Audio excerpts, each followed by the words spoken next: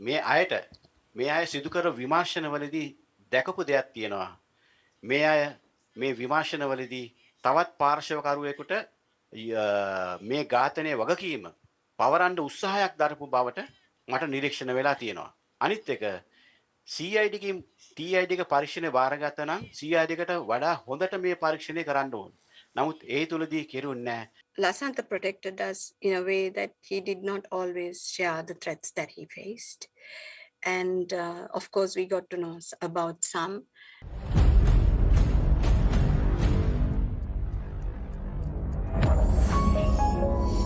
You're watching the Lifetraveler channel. Journalists are meant to represent. The government has crafted a master narrative, and there is more and more buy-in from various media houses. This narrative is particularly dangerous as it tends to feed racism. It tends to fuel divisions and thrives on rhetoric, but not the answers to the festering wounds that had engulfed our country. The media is being used to promote racism. The master narrative is about heroism of some, and this includes some journalists. There are restrictions on the coverage of the war. Media organizations gain access by becoming embeds and end up reproducing government handouts and call it journalism.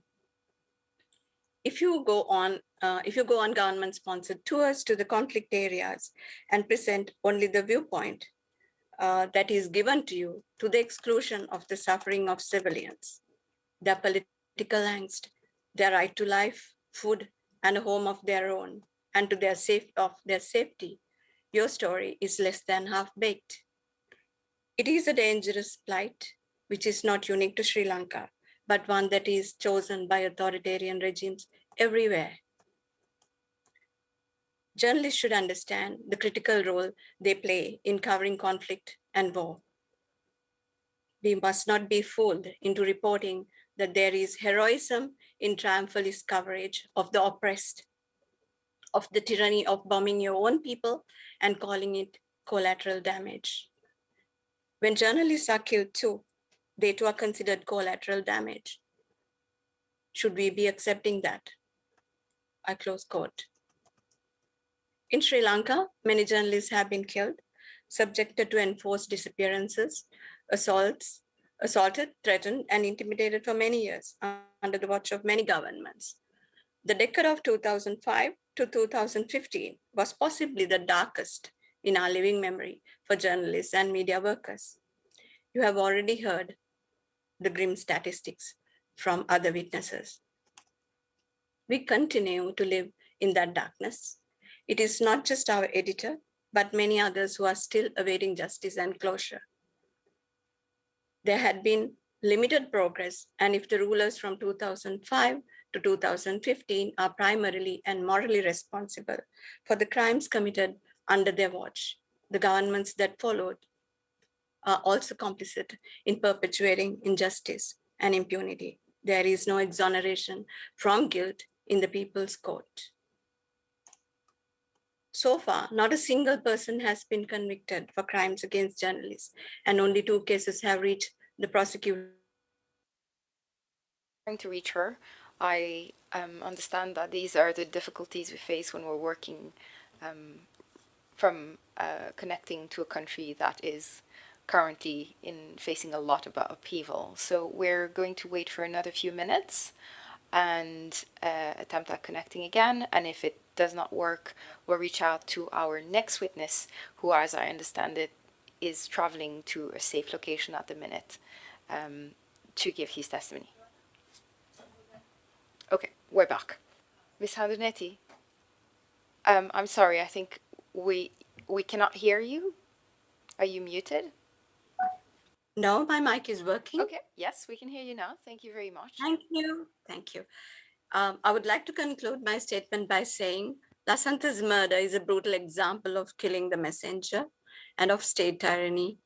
It illustrates the times we lived in, the difficulties with which the Sunday leader operated at the time, always under surveillance, under threat of persecution, facing frivolous litigation, assault and murder. A journalist who was driving to work that morning with his pen and notebook beside him, was killed in cold blood, and his killers still roam free. There is patriotism that is blind and meek, of blind faith and of allegiance. And then there is patriotism that questions power and demands accountability and transparency. I think Lasanta chose the latter. Thank you. Thank you, Ms. Sansarini. You told us that you interviewed Lasanta. Could you tell us a little bit more about your work as a journalist? Okay. I've been working as a journalist for over 26 years now. I'm a lawyer by training, and I work as a journalist in Colombo. I've worked at about 6 newspapers so far. I left the institution, the final newspaper that I worked for, in 2019 to set up a nonprofit newsroom dedicated to investigative reporting. When I joined the Sunday Leader, I started covering politics and parliament, and I also expanded my reporting to cover South Asia. I think it was an important milestone for me to be appointed as editor investigations at the newspaper at the Sunday Leader, with 3 team members working with me. It was truly an honor to have worked with Lasanta and to run this desk for over 8 years. Doing stories of different kinds, but mostly focusing on grand corruption, of human rights abuses, and the like. I did significant amounts of political reporting during that time. We interviewed people who were considered sometimes not available, a lot of people, and not easily accessed. As most people know, the Sunday Leader did write a lot of stories on grand corruption and also rights abuses. I did extensive writing on the need for a political solution, and also covered South Asia. I've had the opportunity to interview most of the presidents in Sri Lanka, and also the current prime minister. So it's been a wide spectrum of reportage, being able to go to conflict-ridden areas to speak to during the years of during when the truce was in place, was able to travel to the north and also bring out stories from the ground level, and also to talk to people like the then LTT political head SP Thamal Selvam, the chief negotiator Anton Balasingham and Pulidevan, and also Balasingham Naresan.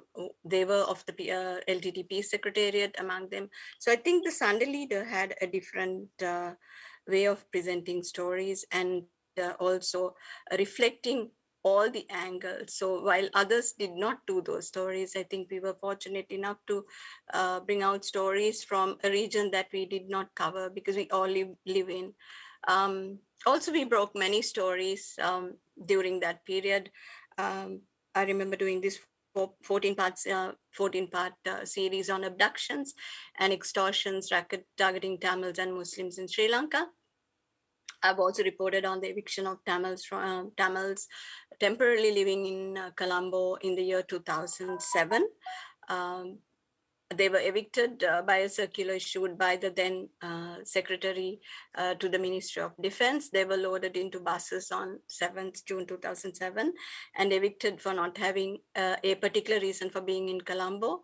But many of them had applied for jobs and were staying at lodging places in Colombo to face their interviews with manpower companies and so on. This order was also subsequently challenged in court. Long before many were really... I'm sorry, Ms. Sansarini, can you please slow down for the translators? Okay. Thank you very much. And there was also a time when some of the family members of the Rajapakshas were not known. A case in point was our former finance minister, Basil Rajapaksa. I remember Lasanta asking me to do a small profile of Basil Rajapaksa, saying that he's going to play a key role in Sri Lankan politics on a future date. And this definitely happened. Through this exercise, we also learned that we needed to do our own research. We needed to pour documents, be able to analyze data. And the Sunday Leader was a good place to learn and practice all of that. And eventually, after I did that, I did that profiling of the former finance minister. I also broke a story about tsunami housing in the Hambantota district where the Rajapakshas come from.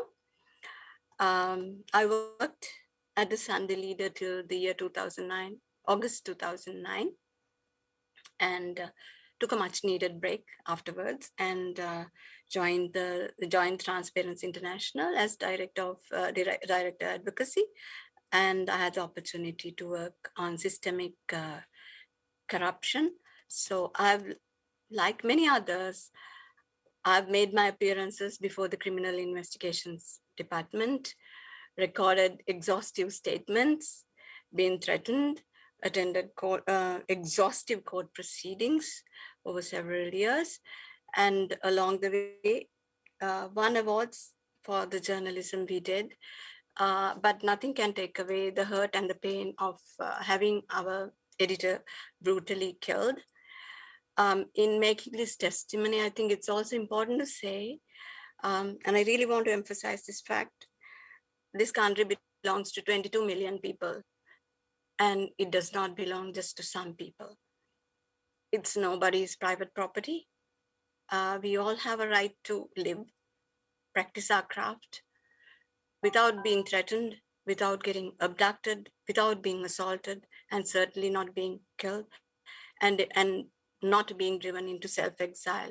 And I hope these proceedings help us to emphasize this fact and work towards that. Ms. Handinetti, you mentioned that you broke a few stories while you were at the Sunday Leader. Can you describe to us the role of the Sunday Leader in the media landscape in Sri Lanka, and in particular the contribution that Lasanta had as the editor there? Okay, thank you. The Sunday Leader, I think, was a celebration of dissent. It was a place where there was space for divergent viewpoints. We definitely took editorial positions, and there was collective agreement generally within the editorial that these are positions to be defended, to be supported. It was also published during an extremely difficult period in Sri Lankan history. As we all know, there were regular threats of attacks on the institution and its people. No Southern newsroom had suffered the way the Sunday Leader has. And I think that's really important to record here, that no other Southern newsroom had gone through what the Sunday Leader had gone through. And I do say this, not just counting the loss of property, because others may have lost property, but thinking about the human cost the Sunday Leader had to bear. Lasanta had been attacked many times. His house had been attacked. There was an arson attack after I joined the paper. They set fire to the printing press of the Leader, and journalists lived under constant threat of being attacked and definitely remained under surveillance. So in terms of Sunday Leader's value, we were a group of dissenters in terms of opinion, perhaps radical journalists, but we were never the promoters of violence. The promoters of violence were elsewhere. The editorial was quite alternate. We were liberal in our values, and we also were inclusive. We had stated positions diametrically opposite to those of to many other media institutions at that time. And I think that made us not very popular with the powers that be. We did not reflect the master narrative of the state. And it is not to say that it was only the Sunday Leader, there were other honorable exceptions as well. From helping Hambantota, which was linked to the tsunami funding and the siphoning out of tsunami funds that came to Sri Lanka, to the big deal that we hopefully are going to talk about. Sansarini definitely showed and practiced courageous public interest journalism till its end. Its brand may have angered and upset many, but it was also a reflection of our state at that time, full of cracks and bleeding. We have also been vindicated today when people demand accountability of our country's leaders, citing the stories that we produced over a period of years. We did it at great risk to ourselves as a team. And of course, the editor had been killed for the kind of reporting we did. But it is good to think that we were futuristic and we were certainly reform oriented. In terms of presenting Sansalini's value, I would say that we were liberal. We did not promote war or bombing of our own citizens. We stood for a negotiated political settlement, for human rights, for freedom of expression, and the space for dissent. So week after week, we reported on government corruption, abuse of power, and many rights violations. So the Sansalini kept the hate and harm directed at all of us. Notwithstanding all of that, we kept the nation well informed, and that's a role nobody plays today. Can you tell us when you first met Lasanta? I met him as a junior reporter working for a different newspaper, and he was this famous editor. He was this famous journalist, famous columnist writing. He used to pen a column under his pen name Samanaliyo. It was extremely popular, and his writing was also very different.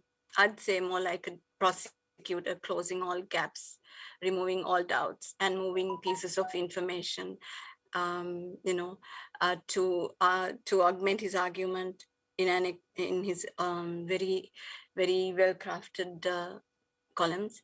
I remember him as this larger than life columnist with an endearing smile. But we then subsequently, when he was starting the Sansalini, it was not Lasanta, but his then wife Rain, who asked me to join the editorial, but I did not. I joined in 2001, but I would like to state something about him.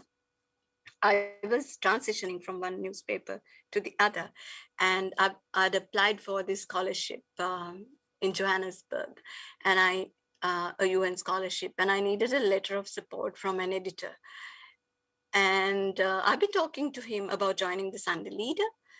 I needed this letter from an editor, and he provided me with this letter even before I joined his staff. So I don't think a lot of people do that kind of thing.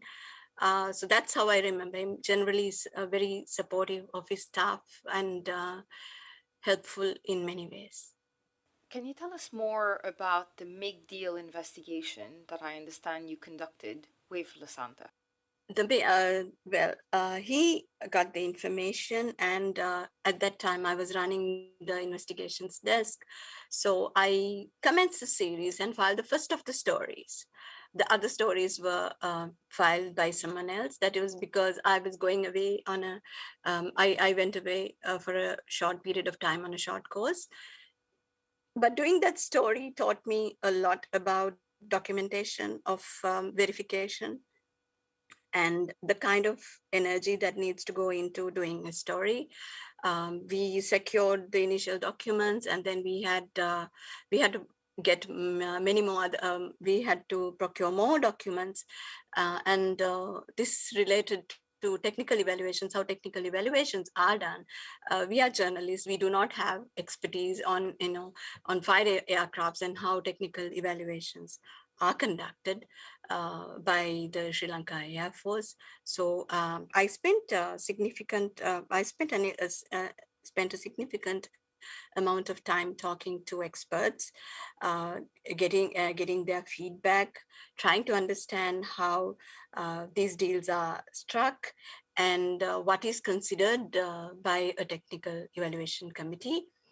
And this took about 3 weeks. There were 4 MiG fighters involved in this purchase, and the experts They are concluded during those interviews, and I preserved them. They were not airworthy and would be considered a bad investment. Then we had to also locate this company called Balimisa Holdings Limited. And we also discovered that the provided address was false. There was a phone number which was not being answered. Whenever we telephoned, it was quite frustrating, I remember. We did not realize at that point that this was actually a non-existent company that we were chasing, but we kept trying. We also attempted then to trace the bank account opened in 2006, just before the MIG deal was signed up. And this account was traced to the British Virgin Islands. We did manage to get a photograph of the provided address of this shell company through a close associate living in London. So it was not easy to do because it is beyond the technical capacity of some of us, and we worked very hard. We took some time to complete that story. But I would like to mention a few things about this story, though at least the first one I did, and I assisted with the second, and I was away thereafter. These questionable purchases have been publicly defended, and also in court. Questions about the purchase have also been explained only in one particular way, that the chief accounting officer was responsible for all the financial transactions, and the war was won because of these fighters. So this has been, again, the popular narrative, and this was the one that was put forward by the government. If I may stop you for a second, because what you're saying is very interesting. Can you clarify for us what is the nature of the deal, who was engaged in the purchase, and what was the amount that we're discussing? Okay. It was supposed to be a government-to-government deal, and the procurement had been was cited as a contract between the manufacturing government, the Ukraine, and the government of Sri Lanka. So it was supposed to be a government-to-government deal, and the fund transfer should be made to the relevant bank account, technically, of the representative government's institution. The money for the MiG-27 purchase were unfortunately not paid to a bank account of this particular, Ukrimash, the company, the state representative company, but to this other account of the UK company named Balimisa Holdings. The story was important, for it exposed not just the kind of procurement deals that were going on. It opened the lid on the kind of military-related deals that were taking place. I cannot particularly tell you the exact amount right now because I do not have the document, and I would not want to give you wrong information. So what I do remember is in the story that I covered, the first story, what we discovered was the existence of this ghost company, the failure to contact them, and the fact that the money has been transferred to an account that was not supposed to be the official account. And it was also clearly not a government-to-government deal as it was presented to Sri Lanka and to the world. This story was important because of the because we could, for the first time, really present corruption in military deals, and we were really brought under tremendous pressure after that. And we also understand the newspaper's closure in so many ways, the pressures we felt, the kind of pushback we got were quite directly linked to the story series. Not only this, but many others, I'm sure. But the reports are unfortunately not available online, as the Sunday Leader archive also does not exist anymore. After the first story, which raised a hornet's nest, as I mentioned, I traveled overseas, and there'd been the Sunday Leader has, in 2005, the Sunday Leader tendered an unqualified apology for the article series. But as the writer of the original story, the very first story, I think it is the right time for me to say that the reporting was done with great care, and we took great efforts to make sure that information was verified, and we were extremely truthful to what we were working on. And I'd really want to say that I stand by every word that went into print in the initial report. Thank you. Can you tell us more about the response of the military, of the state, and of the Sri Lankan population more broadly to this report on the MIG deal that you published? Okay. I think there were multiple responses. At least the two key ones would be there were people who suddenly opened their eyes and realized it was happening in Sri Lanka as well. Most of the time when we read about or watch documentaries, corruption of this magnitude happens somewhere else, in someone else's country, some other place. But this was happening at home. So the shock that we saw and the public response, which was also positive, was also there. But on the other hand, as we always experience, here was a newsroom that was always pushed against the wall, always tried in multiple ways. And the pushback was, well, it was, there were multiple ways in which we felt the pressure. And I do understand that the editor received serious threats, and there were two ways of there were responses of different kind. One was the litigation, which I do not wish to discuss here, except to say, except to reiterate what I said, that I stand by every word I wrote. And so there was litigation, and there was this legal pressure to not continue with that kind of reportage. So that's one thing. Having to pay heavy damages for the stories that you write can be really trying, and particularly on a small newsroom without the kind of resources. And the second thing is the kind of threat that you bring, and when you target the leadership of that editorial, and as we all know, the editor has been killed, and the reporters also felt a lot of pressure. And I was told that I was lucky that I was away after the first story, and the other reporter who did the other stories, who researched and compiled those stories, he had to leave the country as well. This is also documented. So they were extremely difficult times with multiple threats, all kinds of pressures being brought upon, pressures were there for the editorial to bear. Can you clarify the timeline for us? When did you publish the story? December 2006. Yeah, we started working on the story around in the latter part of 2006, and we published in 2007. Started publishing in 2007. The stories were published in 2007. And can you speak about the threats that Lasanta and the Sunday Leader received in the period preceding his murder? Okay. I think Lasanta protected us in a way that he did not always share the threats that he faced. And of course, we got to know about some. And while protecting his staff, he definitely protected all of us, including myself.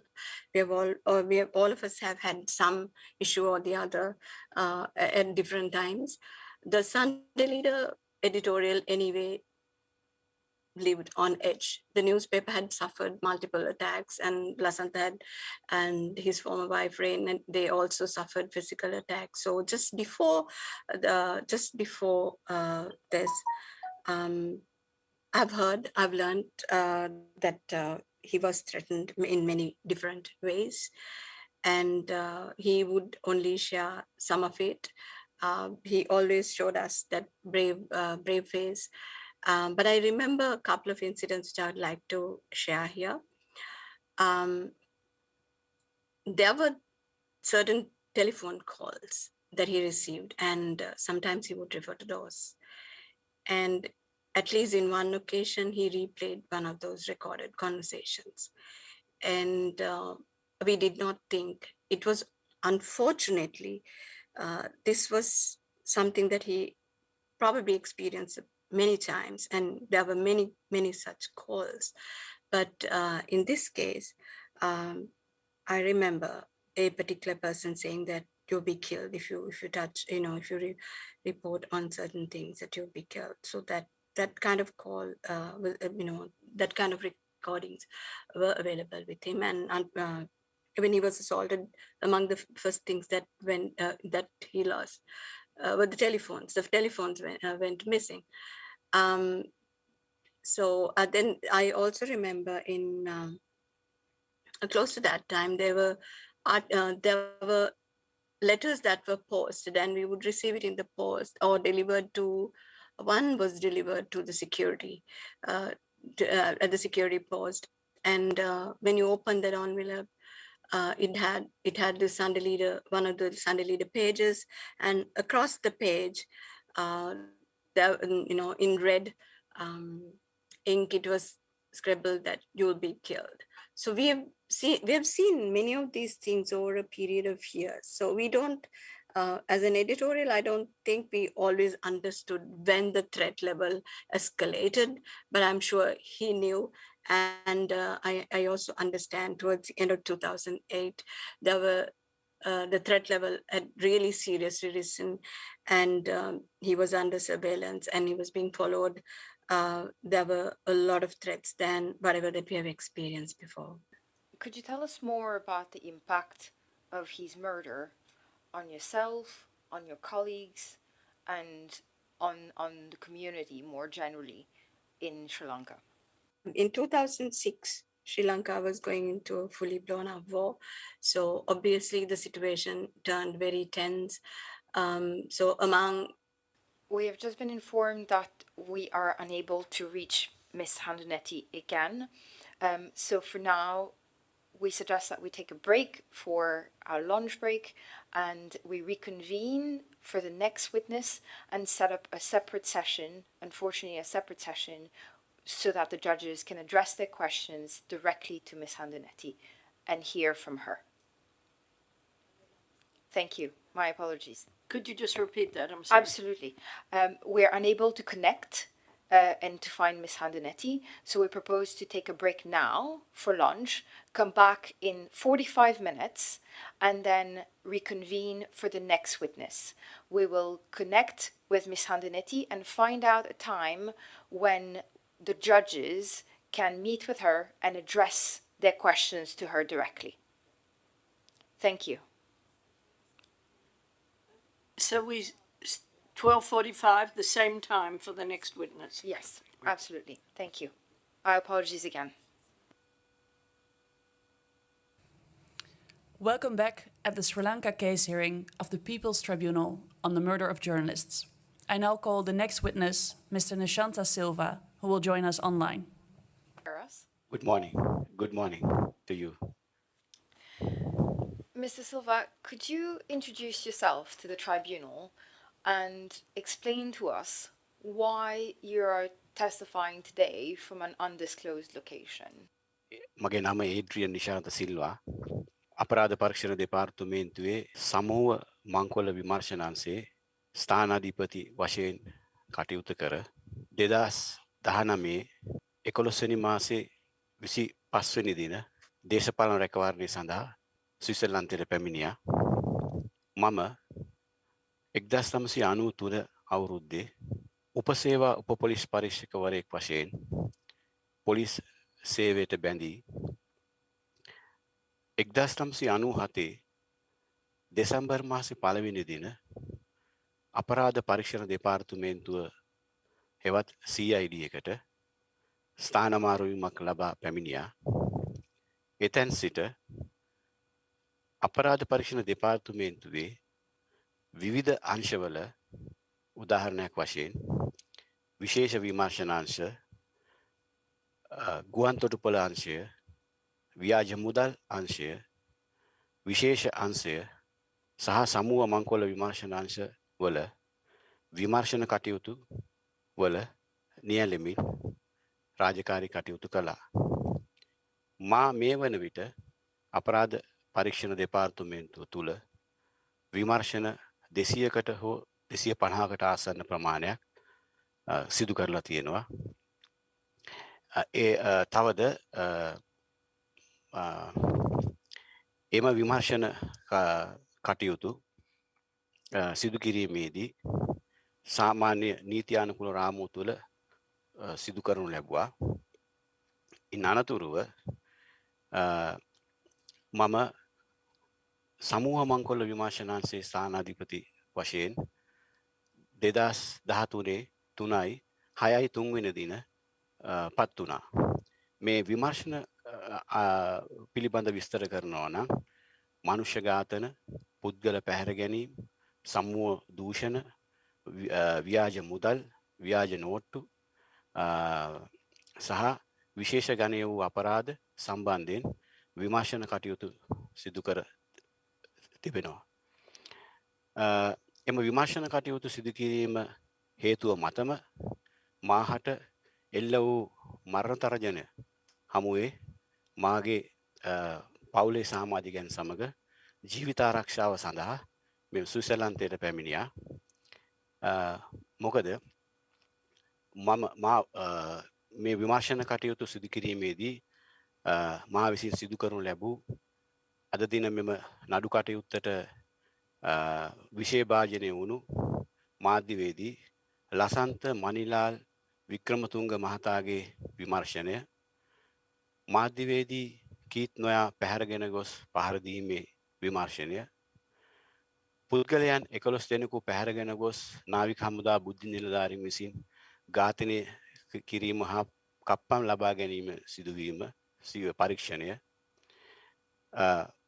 නාවික හමුදා විසින් තවත් පුද්ගලයන් දෙදෙනෙකු පැහැරගෙන ගොස් ඔවුන්ගේ වාහනය කෑලි 70කට කපා ඔවුන් අතුරුදහන් කිරීම වූ සිද්ධිය,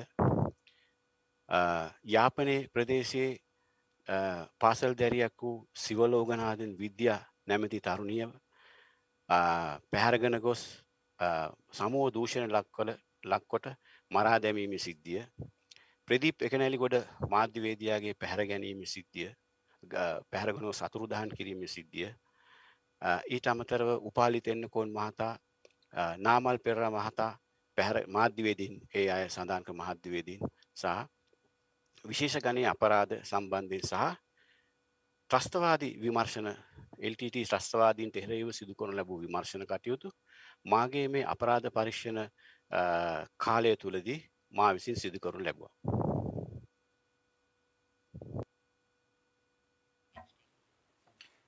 Thank you. Before we continue, could I ask you to move the microphone a little bit away further from your mouth so that we can hear you a bit more clearly? Thank you very much. You've told us that you worked on the investigation of the murder of La Santa. We understand that the murder happened on the 8th of January 2009. Could you tell us when you were assigned the case?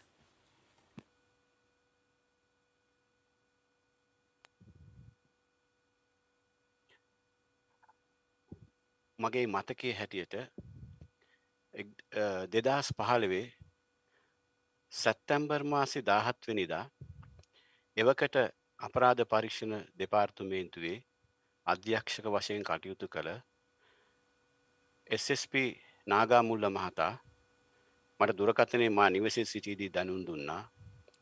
මෙම විමර්ශන කටයුතු එවකට අපරාධ පරීක්ෂණ දෙපාර්තමේන්තුවේ special investigation unit 3 වලින් කරගෙන තිබ්බේ.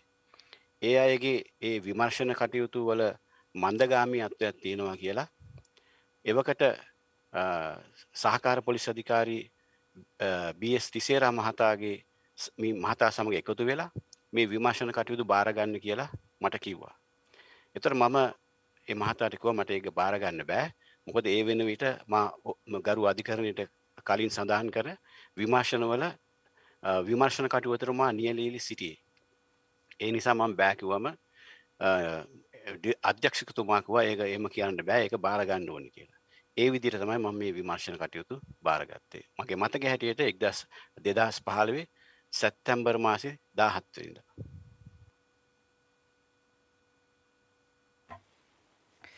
Before you were assigned the case in September 2015, there were different police units that were involved in the investigation of the murder. Could you tell us about the first police unit assigned to the case right after the murder?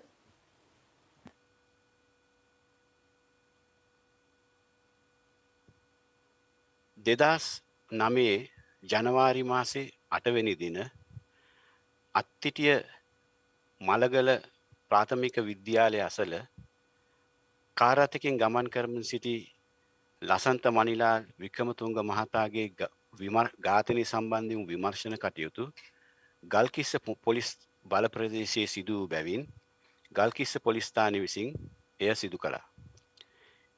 ඉන්පසුව ගල්කිස්ස මයිස්ත්‍රාත් අධිකරණයට 92 ඇලේරක් 2009 යටතේ මේ විමර්ශන කටයුතු වල ප්‍රගතිය වාර්තා කළා. ඉන් අනතුරු ගල්කිස්ස පොලිසියෙන් සිදු කළ විමර්ශන වලදී ප්‍රගතියක් නොමැති බව ගල්කිස්ස අධිකරණයට දැනුම් දීමෙන් අනතුරුව ඒ කියන්නේ අගතියටපත් පාර්ශවය විසින් අධිකරණය විසින් පොලිස්පති හරහා අපරාධ පරීක්ෂණ දෙපාර්තමේන්තුව වෙත 2009 11 වෙනි මාසේ 25 මේ කේස් එක ට්‍රාන්ස්ෆර් කෙරුවා. එතකොට ඒ කේස් එක විමර්ශන කටයුතු කළේ විශේෂ විමර්ශනාංශ 3 මගින්. එම විමර්ශන කටයුතු මාස ආරම්භ කරලා මාස 2ක් ඇතුළත නැවත ඒ කියන්නේ 2010 පෙබරවාරි හෝ මාර්තු මෙම පරීක්ෂණය ත්‍රස්තවාදී විමර්ශන කොට්ටාසය වෙත මාරු කරනු ලැබුවා. ඉන් අනතුරු නැවත 2015 නැවත අපරාධ පරීක්ෂණ දෙපාර්තමේන්තුවේ විශේෂ විමර්ශනාංශ 3ට යොමු කළා. එසේ තිබියදී මා එවකට සේවය කරු රාජකාරී කරනු ලැබුවේ සමූහ මංකොල්ල විමර්ශනාංශයේ ස්ථානාධිපති වශයෙන්. මගේ අධීක්ෂණ නිලධාරියා තමයි දැනට විශ්‍රාම ගොස් සිටින ශානි අබේසේකර මහතා. නමුත් මේ විමර්ශනයේ සිදු කරනු ලැබූ විශේෂ විමර්ශනාංශය 3 මගින් ප්‍රගතියක් නොමැති බවට දැනුම් දීමෙන් පසු මා කලින් සඳහන් කළ පරිදි අධ්‍යක්ෂක නාගාමුල්ල මහතා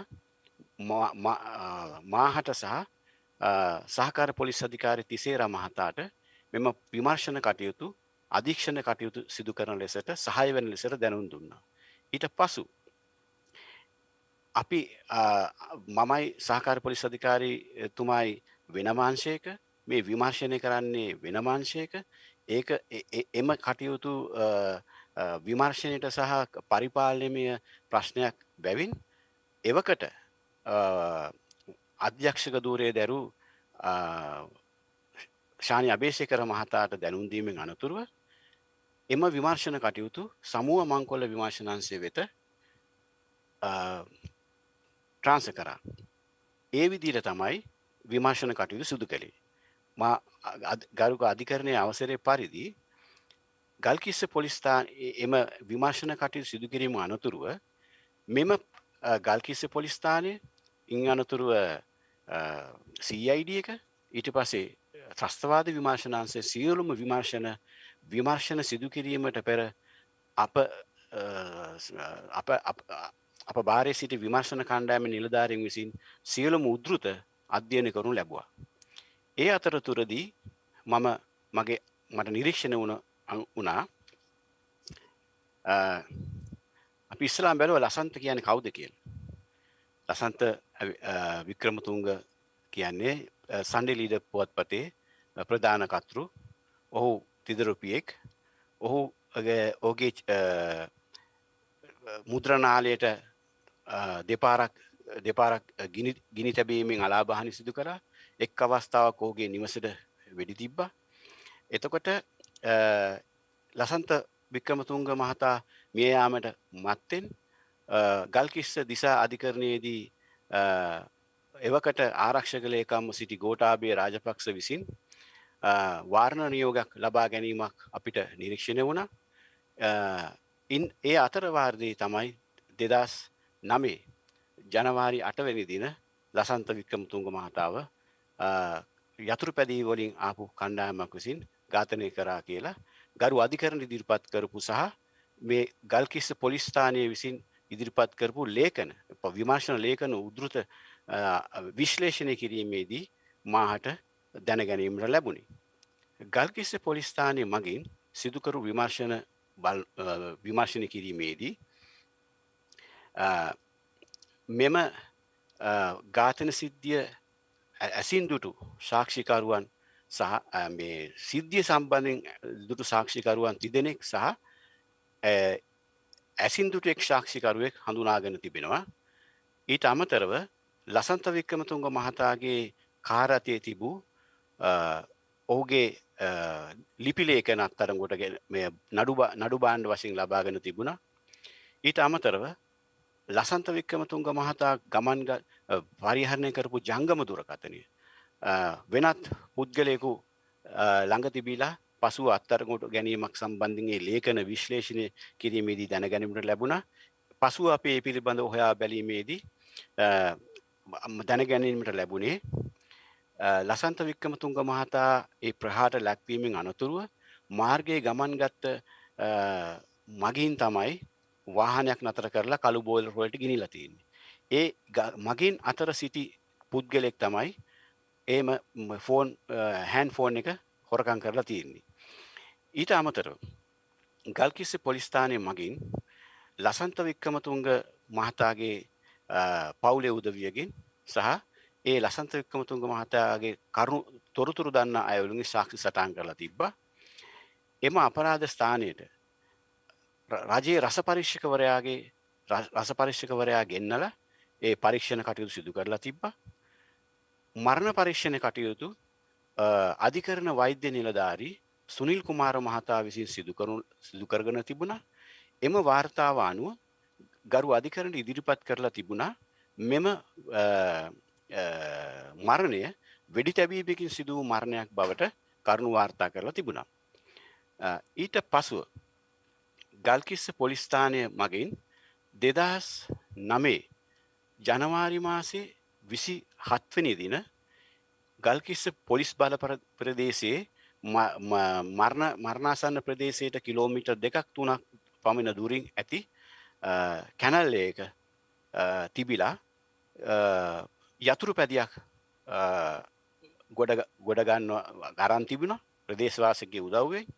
එම යතුරු පැදිය සම්බන්ධයෙන් විමර්ශනය කිරීමේදී වවුනියා ප්‍රදේශයේ කොළඹ ඉඳන් කිලෝමීටර් 150ක් පමණ දුරින් තිබෙන වවුනියා ප්‍රදේශයේ පුද්ගලයෙකු අත්අඩංගුවටගෙන ත්‍රස්තවාදී වැළැක්වීමේ පනතේ හෝ හදිසි නීති ඒවකට හදිසි නීති රෙගුලාසි තිබ්බ හදිසි නීති නීතිය යටතේ ඔහුව රඳවා ගැනීමේ නියෝග මත රඳවා තබා ගනිමින් ගල්කිස්ස පොලිසියෙන් මගින් විමර්ශනයක් කරලා තියෙනවා.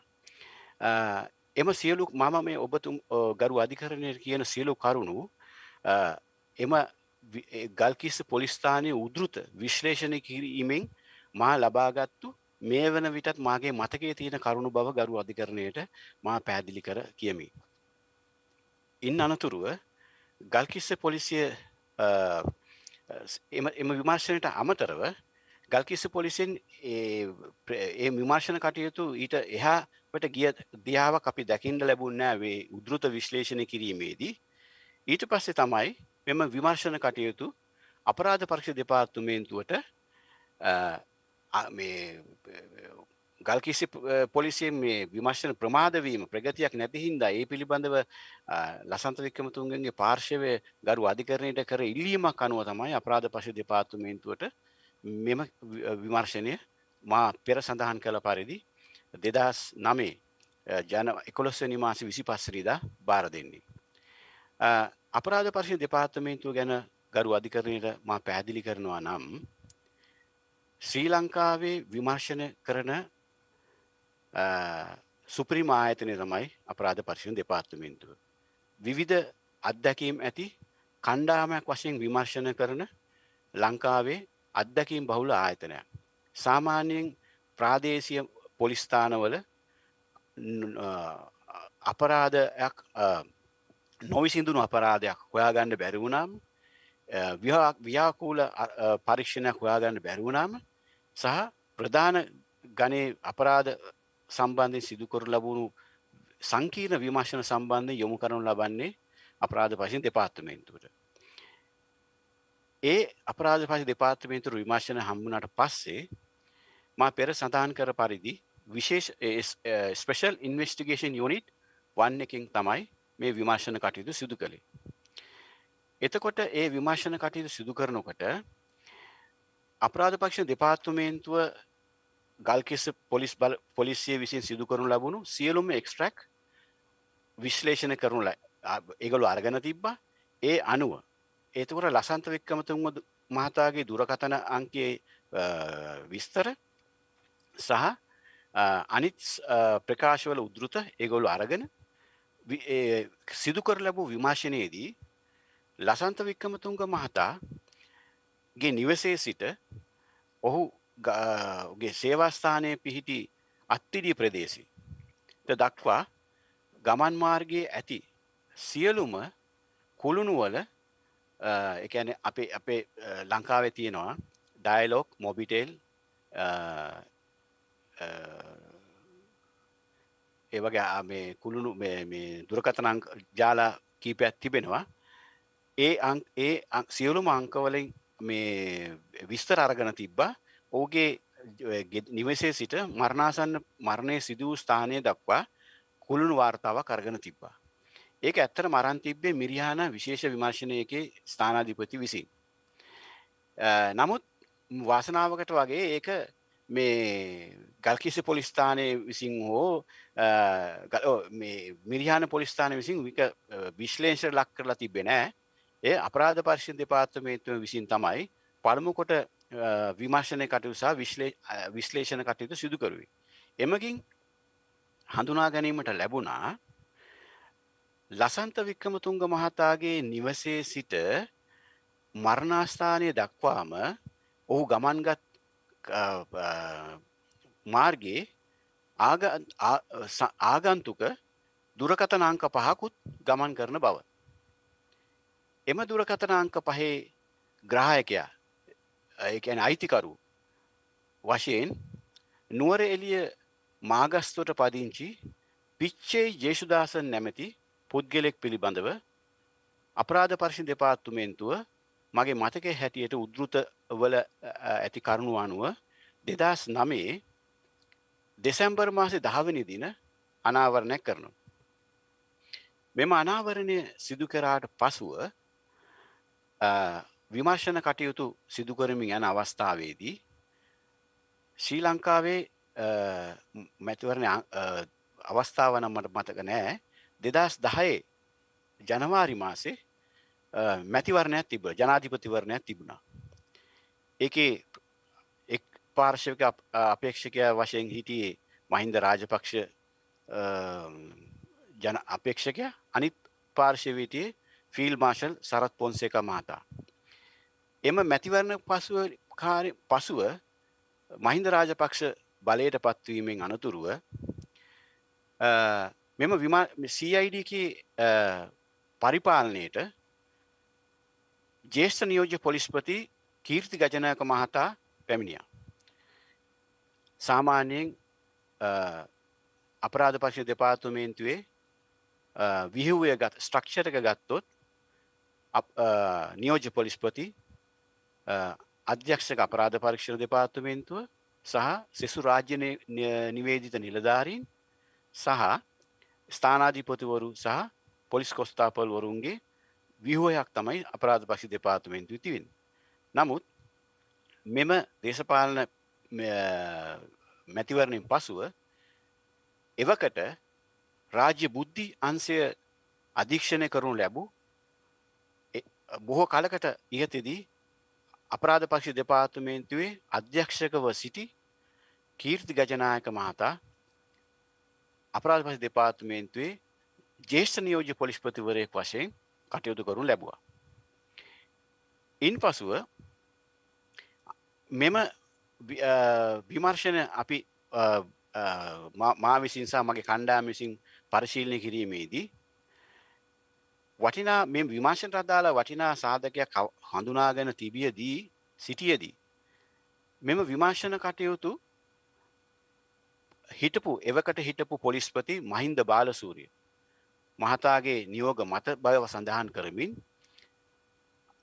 ජ්‍යෙෂ්ඨ නියෝජ්‍ය පොලිස්පති කීර්ති ගජනායක මහතා විසින් මෙම විමර්ශන කටයුතු ත්‍රස්තවාද විමර්ශන කටයුතු අංශයට මාරු කරනු ලැබුවා. සාමාන්‍යයෙන් මා පෙර සඳහන් කළ පරිදි ගරු අධිකරණයේ අවධානය යොමු කරනවා සාමාන්‍යයෙන් සිදුවෙන්නේ වෙනත් ආයතනයක CID එකෙන් කේස් එක ට්‍රාන්ස්ෆර් කරන්නේ නැහැ. මොකද වෙන තැනකින් තියෙන කේස් එකක් වුණා CID එකෙන් තමයි විමර්ශනය කරන්නේ. මේකේ උනේ ඒකේ ප්‍රතිවිරුද්ධ පැත්ත. ඉන්පස්සේ මම ඒ ලේඛනයේ එම නියෝගයේ සඳහන් ලේඛන සොයාබැලි නිරීක්ෂණය කිරීමේදී මට තව දෙයක් නිරීක්ෂණය වුණා. ඒ කේස් එකත් එක්කම 2008 පස්වෙනි මාසේ 23 වෙනි දින පැහැරගෙන ගොස් පහර දීමට ලක් වූ The Nation පුවත්පතේ කර්තෘ වශයෙන් කටයුතු කළ කීත් නොයා මහතාවගේ පරීක්ෂණය 2009 1/23 වෙනි දින පහර දීමට ලක් වූ පහර කෑමට ලක් වූ උපාලි මාධ්‍යවේදී උපාලි තෙන්නකෝන් මහතාගේ විමර්ශනයක් ඒ විමර්ශන තුනම තමයි එක මේ තමයි TID එකට ට්‍රාන්ස්ෆර් කරලා තිබ්බේ. එතකොට අපේ විමර්ශන කණ්ඩායමට ප්‍රශ්නයක් වුණා ඒ වෙනකොටත් මේ CID එකේ සාමාන්‍ය විමර්ශන මුගක් තියෙනවා. මොකද මේ තුන විතරක් මාරු කරන්න හේතුව මොකක්ද කියලා. මොකද ඒ මුල් අවස්ථාවේ අපි ඒ තරම් ඒ ගැන වැඩි අවබෝධයක් තිබ්බේ නැහැ. අපි බැලුවා මේ TID එකට බාර දීමෙන් පස්සේ TID එකේ කොහොමද මේ විමර්ශන සිදු කරලා තියෙන්නේ කියලා. එතකොට මා සඳහන් කරන්න කැමති 2010 Mr. Silva, if you'll allow me, you've told us before we move into your findings on the investigation of the TID, you've raised a very important matter.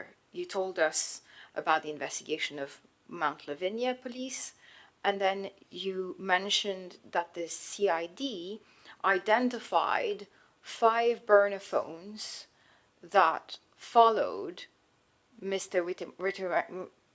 Vikramatunga from his home to his location and to the location of the murder. And that you also mentioned that these 5 phones were identified as belonging to a gentleman named Mr. Jesuda-san. Was Mr. Jesuda-san approached or arrested by the Criminal Investigation Division after this finding?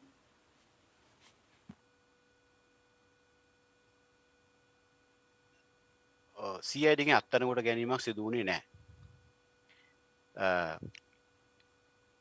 ඒක තමයි මම කිව්වේ CID එකට හොඳ අවස්ථාවක් ප්‍රගතියක් ගන්න තිබ්බ අවස්ථාව වළක්වලා මේක ට්‍රාන්ස්ෆර් කෙරුවා TID එකට. මම පෙර සඳහන් කර පරිදි මා සේවය කළ ආයතන පිළිබඳව නැවත ගරු අධිකරණ දැනුම් දෙනවා නම් විශේෂිත වූ අපරාධ සම්බන්ධයෙන් යුක්තිය ඉටු කරලා කීර්තිමත් නාමයක් අපරාධ පරීක්ෂණ දෙපාර්තමේන්තුවට ඒ සේවය කරපු සියලුම නිලධාරීන් ලබා දීලා තිනවා.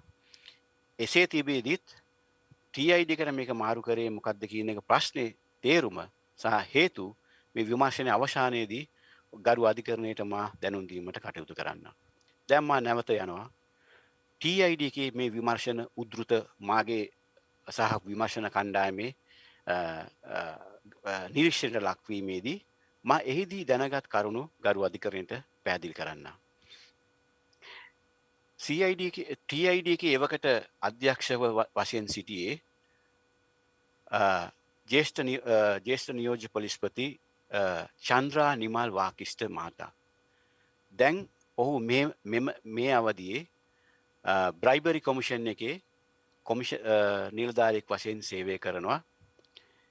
දැනට එවකට OIC TID වශයෙන් කටයුතු කළ චීෆ් ඉන්ස්පෙක්ටර් ප්‍රසන්න අල්විස් මහතා දැනට එහි අධ්‍යක්ෂක වශයෙන් ත්‍රස්තවාද විමර්ශනාංශයේ අධ්‍යක්ෂක වශයෙන් කටයුතු කරනු ලබනවා.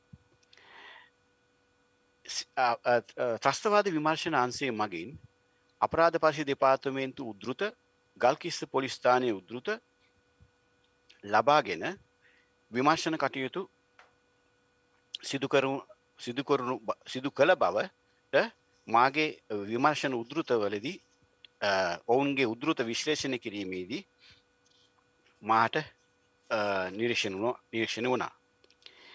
ඉන්පසුව මගේ මතක හැටියට 2009 පෙබරවාරි මාසේ දී කලින් සඳහන් කරන පරිදි ලසන්තගේ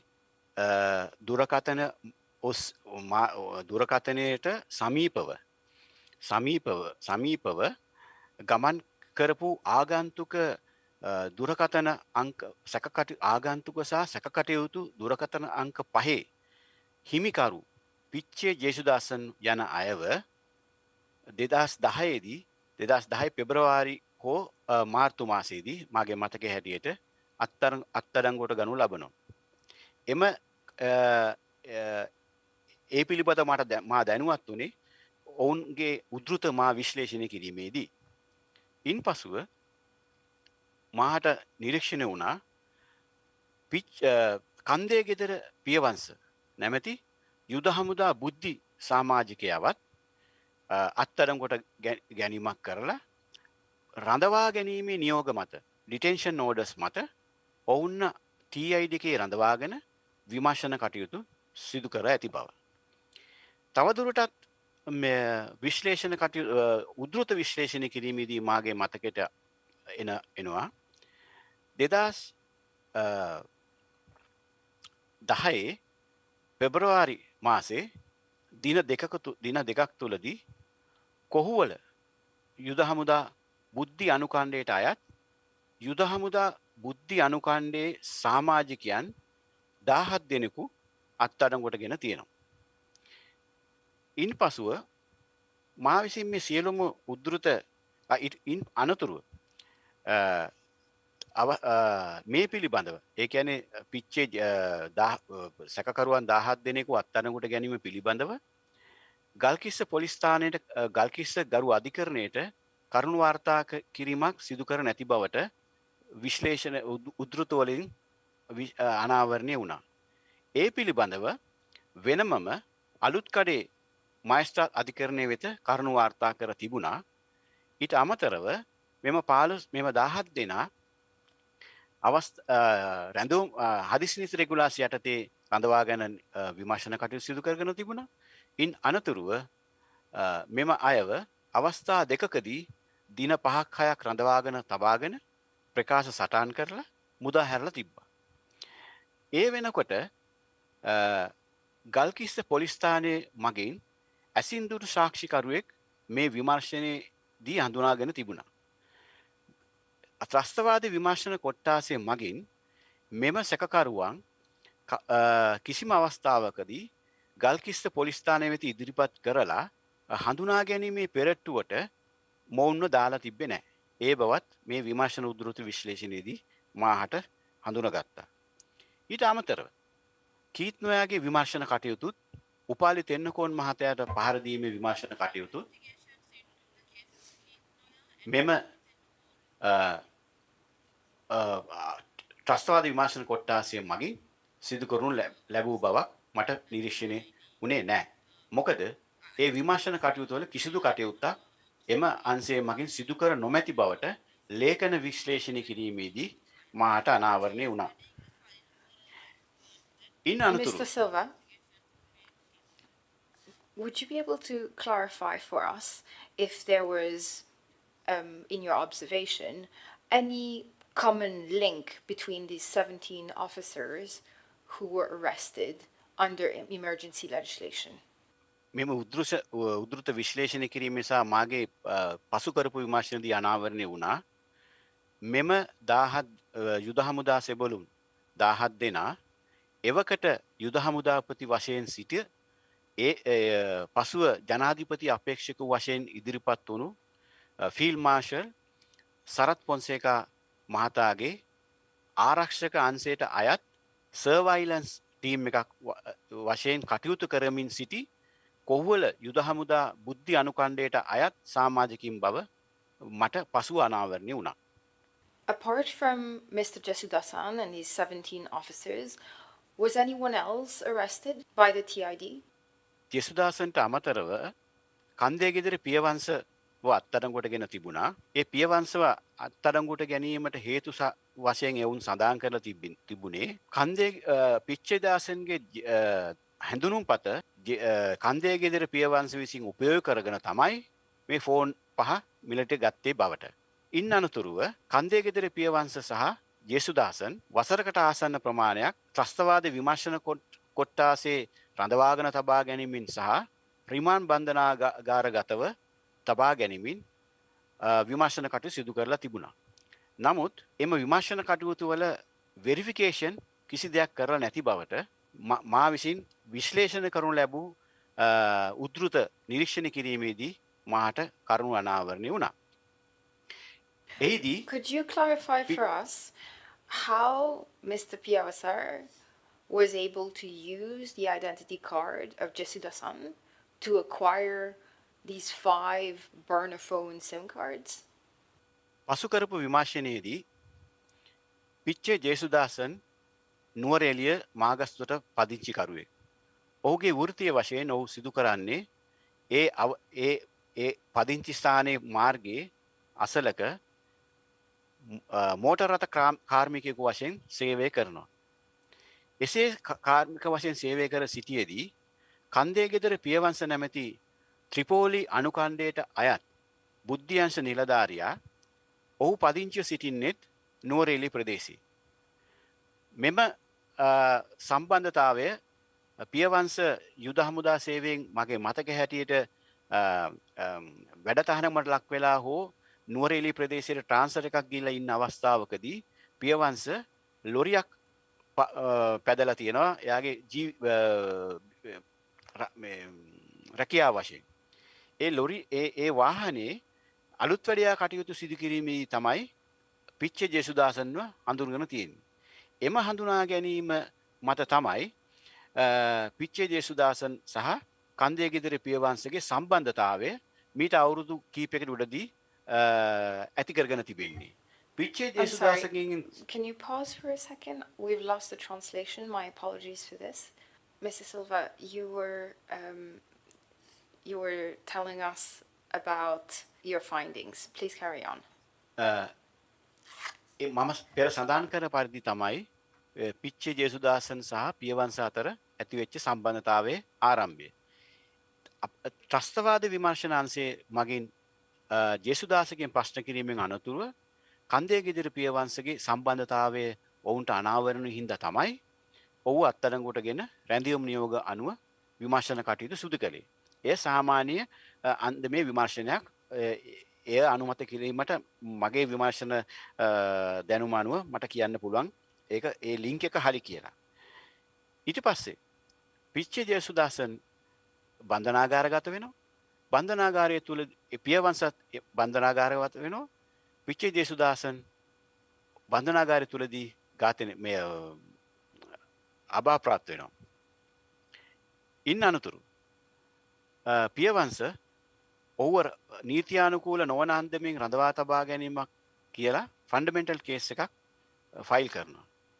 ඒකෙදී ඔහු සඳහන් කර මගේ මතකය අනුව ඒ සඳහන් කරනු ලබනවා එවකට ස්ථානාධිපති ත්‍රස්තවාදී විමර්ශන අංශය වශයෙන් කටයුතු කළ වර්තමානයේ එම ත්‍රස්තවාද විමර්ශන අංශයේම අධ්‍යක්ෂ වශයෙන් කටයුතු කරන ජ්‍යෙෂ්ඨ පොලිස් අධිකාරී ප්‍රසන්න අල්විස් මහතා මෙම ලසන්ත වික්‍රමතුංග මහතාගේ ඝාතනයට එවකට හමුදාපති වශයෙන් කටයුතු කළ ෆීල්ඩ් මාර්ෂල් සරත් පොන්සේකා මහතාගේ නම සඳහන් කරන්න කිව්වා කියලා එයා ගරු අධිකරණයට ඉදිරිපත් කරනු ලැබූ අභියාචනයේදී සඳහන් කර ඇති බවට මට මතකයක් තිබෙනවා. එම හේතුව මත පිච්චේ දේශුදාසන්ගේ මරණයත් සමගම කන්දේ ගෙදර පියවන්සත් අපමත ඔහු හැපමත හෝ ඔහු එම නඩු කටයුත්තෙන් මුදා හරිනු. ඉන් පසුව වැඩදුරටත් විශ්ලේෂණය කිරීමේදී මෙම පිච්චේ ජේසු කන්දේ ගෙදර පියවංශ නැමැති අයට ඔහු අත්අඩංගුවේ සිටි වසරකට ආසන්න කාලය තුලදීම යුද හමුදා බුද්ධ්‍යංශය මගින් ඔහුට වැටුප් සහ ඔහුට ලබාගත හැකි විශේෂ දීමනා සියලුම දෙයක්ම මේ මනුෂ්‍ය ඝාතනයක් සම්බන්ධයෙන් අත්අඩංගුවේ සිටින සැකකරුවෙකුට ලබා දීලා තිබෙන බවට ඔහුගේ වැටුප් විස්තර සම්බන්ධයෙන් සිදු කරනු ලැබූ විමර්ශනදී අනාවරණය වුණා. මේක අස්වාභාවික තත්ත්වයක්. මනුෂ්‍ය ඝාතනයක් සම්බන්ධයෙන් ඉන්න කෙනෙක්ට කොහොමද මේ වැටුප් සහ දීමනා ලබා දෙන්නේ කියලා. අනිත් එක තමයි ගල්කිස්ස මහේස්ත්‍රාත් අධිකරණයේ තමයි ලසන්ත වික්‍රමතුංග මහතාගේ අධිකරණ කටයුතු පැවැත්වුණේ. නමුත් මේ 17 දෙනා අත්අඩංගුවට ගැනීම යුද හමුදාවේ 17 වන හඳුනා ගැනීම පෙරට්ටු පැවැත්වීම සම්බන්ධ කිසිදු වාර්තාවක් ඉදිරිපත් කරන්නේ නැතුව වෙනමම මහේස්ත්‍රාත් අධිකරණයකට කරුණු වාර්තා කිරීමක් සිදු කරලා තිබුණා. එය සිදු කළ හැක්කේ ගරු නීතිපතිතුමාගේ අවසර මත පමණයි.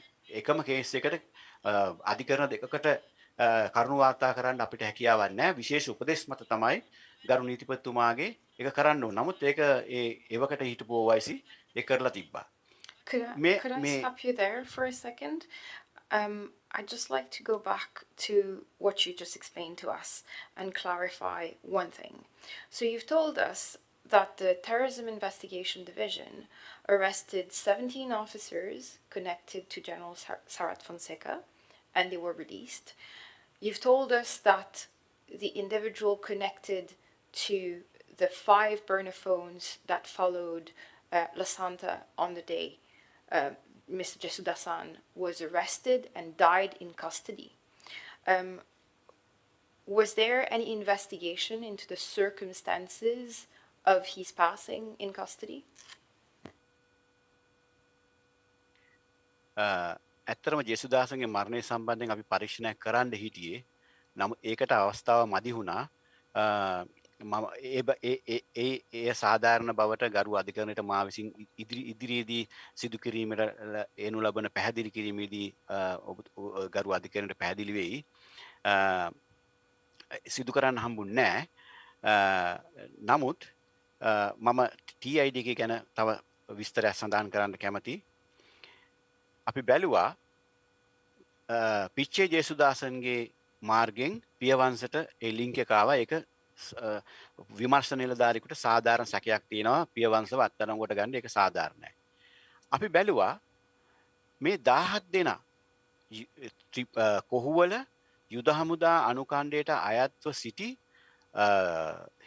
ෆීල්ඩ් මාර්ෂල් සරත් පොන්සේකා මහතාගේ ආරක්ෂක අනුකණ්ඩයේ සිටින 17 දෙනා යුද හමුදා සෙබළු 17 දෙනා සම්බන්ධයෙන් ත්‍රස්තවාදී විමර්ශන කොට්ටාසයට ඇති වූ සැකය මොකක්ද කියලා. මොකද මා විසින් නිරීක්ෂණය කරපු උද්ෘතවල එහෙම සැකයක් අනාවරණය වෙන පරීක්ෂණයක් සිදු කරලා තිබ්බේ නැහැ. ඉන් පස්සේ තව දෙයක් මට නිරීක්ෂණය වුණා. මෙම සැකකරුවන් 17 දෙනා අවස්ථා දෙකකදී අත්අඩංගුවට ගෙන ඇත්තේ මේ විමර්ශන වලට සම්බන්ධ නොවුණු නිලධාරීන් විසින්. ඔවුන්ව කැඳවාගෙන ආවට පස්සේ ඔවුන්ගෙන් සිදු කරනු ලැබූ ප්‍රකාශ සටහන් කිරීමේදී ඔවුන් සඳහන් කළා මම රාජකාරී කටයුතු වල නියැලී සිටින අවස්ථාවකදී වර්තමාන අධ්‍යක්ෂක එවකට OIC TID ප්‍රසන්න අල්විස් කිව්වා මට මේ කට්ටියව සැකපිට අත්අඩංගුවට ගන්න කියලා. ඒ හින්දා මං අත්අඩංගුවට ගත්තා කියලා. සැකකරුවා ඒම තමයි අනිත් නිලධාරියත් මට සඳහන් කරේ. විය යුත්තේ සාමාන්‍යයෙන් විමර්ශනකදී අත්අඩංගුවට ගන්නවා නම් සාමාන්‍ය නීතිය අනුව විමර්ශන නිලධාරියට සාධාරණ සැකයක් එන්න ඕනේ යම්කිසි කෙනෙක්ව අත්අඩංගුවට ගන්න. නමුත් ත්‍රස්තවාදී වැළැක්වීමේ පනතේ හෝ හදිසි නීති රෙගුලාසි අනුව යම්කිසි කෙනෙක් අත්අඩංගුවට ගත්තොත් ගන්නවා නම් යුක්තිසහගත සැකයක් තියෙන්න ඕනේ. මොකද ඔහුව රැඳවුම් නියෝග අනුව රඳවාගෙන තබා ගන්න බැවින් යුක්තිසහගත සැකයක් තියෙන්න ඕනේ. අනිත් එක එයා එම පුද්ගල එක් පුද්ගලයාට තියෙන සාධාරණ අත්අඩංගුවට ගැනීම තියෙන සාක්ෂි සහ කරුණු එම අත්අඩංගුවට ගැනීම සටහනේ අන්තර්ගත වෙන්න ඕනේ. ඒ පිළිබඳ ගරු අධිකරණයට කියන්න ඕනේ. එහෙනම් ලොකු විමර්ශනයක් සිදු කරලා තියෙන්න ඕනේ. මෙහෙම කටයුත්තක් මට පෙවුන්න තිබ්බේ නැති හින්දා මම ඒ අත්අඩංගුවට සිදු කරන නිලධාරීන් ඇහුවම ඔවුන් කිව්වේ මට OIC කිව්වා ඒ හින්දා මං අත්අඩංගුව ගත්තා කියලා. ඒක මේ අස්වාභාවික තත්ත්වයක්. එහෙම අත්අඩංගුවට ගැනීමක් සිදු කරන්න බෑ.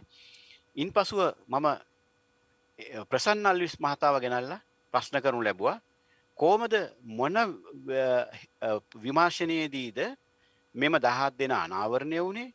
ඔවුන්ට තියෙන සාක්ෂි මොනවද? ඒ පිළිබඳ ඇයි මේ උද්ෘතවල සඳහන් වෙලා නැත්තේ කියලා. ඔහු කිව්වා මේ 17 දෙනා එවකට අධ්‍යක්ෂ වශයෙන් කටයුතු කරපු චන්ද්‍රානිමාල් වාකිෂ්ට තමයි එව්වේ.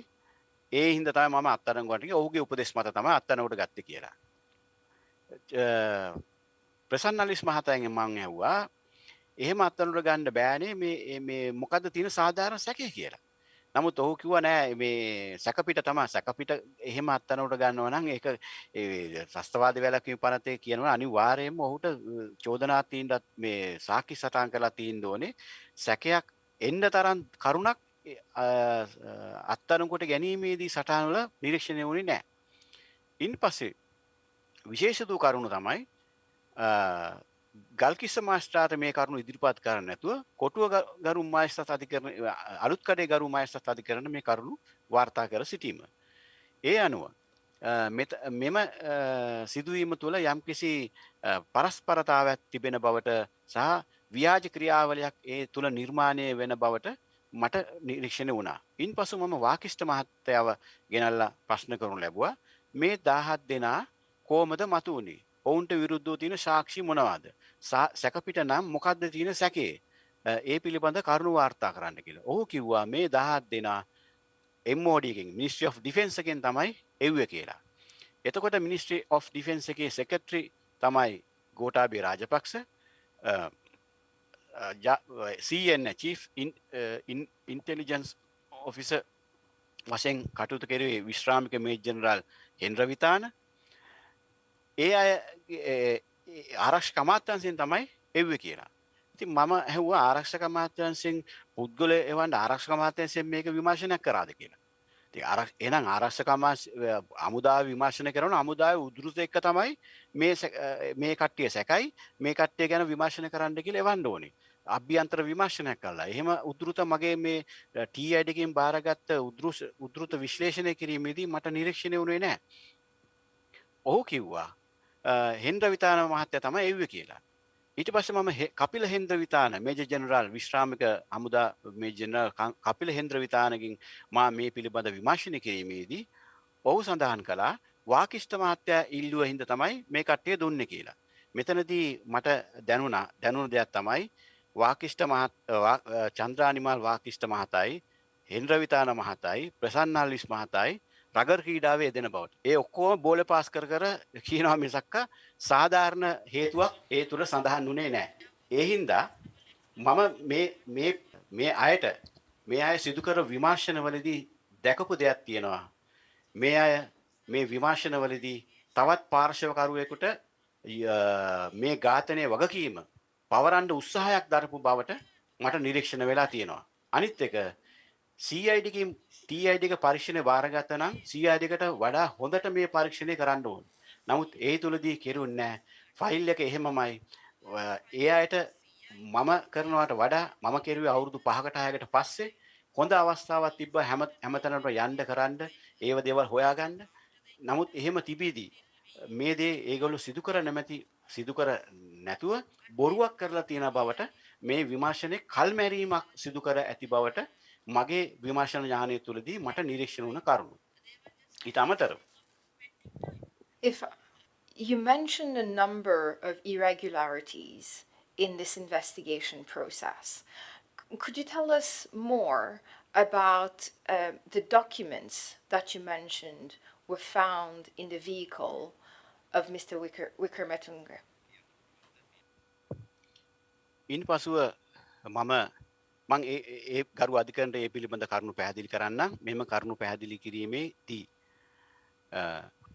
ඉන් පසුව මම ඇතුළු ඒ විමර්ශන කණ්ඩායම තීරණය කළා මෙම විමර්ශනය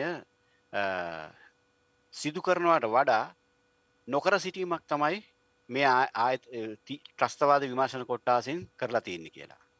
ඊට පස්සේ මේ විමර්ශන ඔක්කොම උද්ෘත විශ්ලේෂණය කිරීම අනතුරුව අපි නව පරීක්ෂණ සැලැස්මක් මේකට යොදාගත්තා. ඒ අනුව මම අපේ නිරීක්ෂණයට උඟාක්ම මෙම විමර්ශනය ත්‍රස්තවාද විමර්ශන කොට්ටාසයට මාරු කිරීමේදී තවත් විමර්ශන දෙකක් මාරු කරලා තියෙනවා. ඒක තමයි කීත් නොයා පැහැර ගැනීම සහ උපාලි තෙන්නකෝන් පැහැර ගැනීම. මම මගේ මතක හැටියට 2016 මාර්තු මාසේ දී පමණ එවකට අධ්‍යක්ෂකව සිටි නාගාමුල්ල මහතාට මම ලිපියක් මගින් දැනුම් දුන්නා. මෙම විමර්ශන නිරීක්ෂණය කිරීමේදී මාට උද්ෘත විශ්ලේෂණය කිරීමේදී මට නිරීක්ෂණ වුණු කරුණු අනුව මේ විමර්ශන දෙකත් නැවත රීಓපන් කිරීමට අවශ්‍ය බවත් එමගින් ඒ විශ්ලේෂණය අනුව එම විමර්ශන අනුව මේ අතර යම්කිසි සම්බන්ධතාවයක් තියෙන හින්දාදෝ මේ වෙන අවස්ථාවට මම ගරු අධිකරණයට කියන්න කැමති මේ වෙන විට මේ විමර්ශන සිදු කරන අවස්ථාවේදී මමද Perhaps for the judges following us online, we are having another technical difficulty and we expect to be connected in a few minutes. Okay. Sorry for disturbing. Mrs. Silva, please accept our apologies for the interruption. We lost part of your last answer, so perhaps we can go back to my last question and take it back from there. We had just heard from you about the irregularities that you noted in the investigation of the TID in relation to the 17 officers. You had also mentioned that there were other irregularities in the investigation. And one of these other issues you mentioned were the documents that were found in the vehicle, more specifically the notebook that was found in the vehicle of Mr. Wickrematunge on the day of his murder. Would you be able to explain to us what exactly were your findings in relation to the police investigation relating to this notebook? Hello. Hello. Mr. Silva? Oh, yeah, I can hear you. I understand that you're back. If you'll give us a second for us to have our judges back.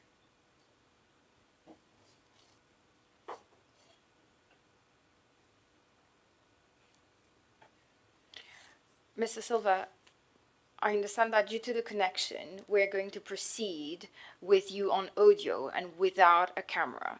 So because of the circumstances and the interruptions, I think that we're going to try to focus on the main points and the most important conclusions that you've reached in the course of your investigation and your review of the previous police investigation.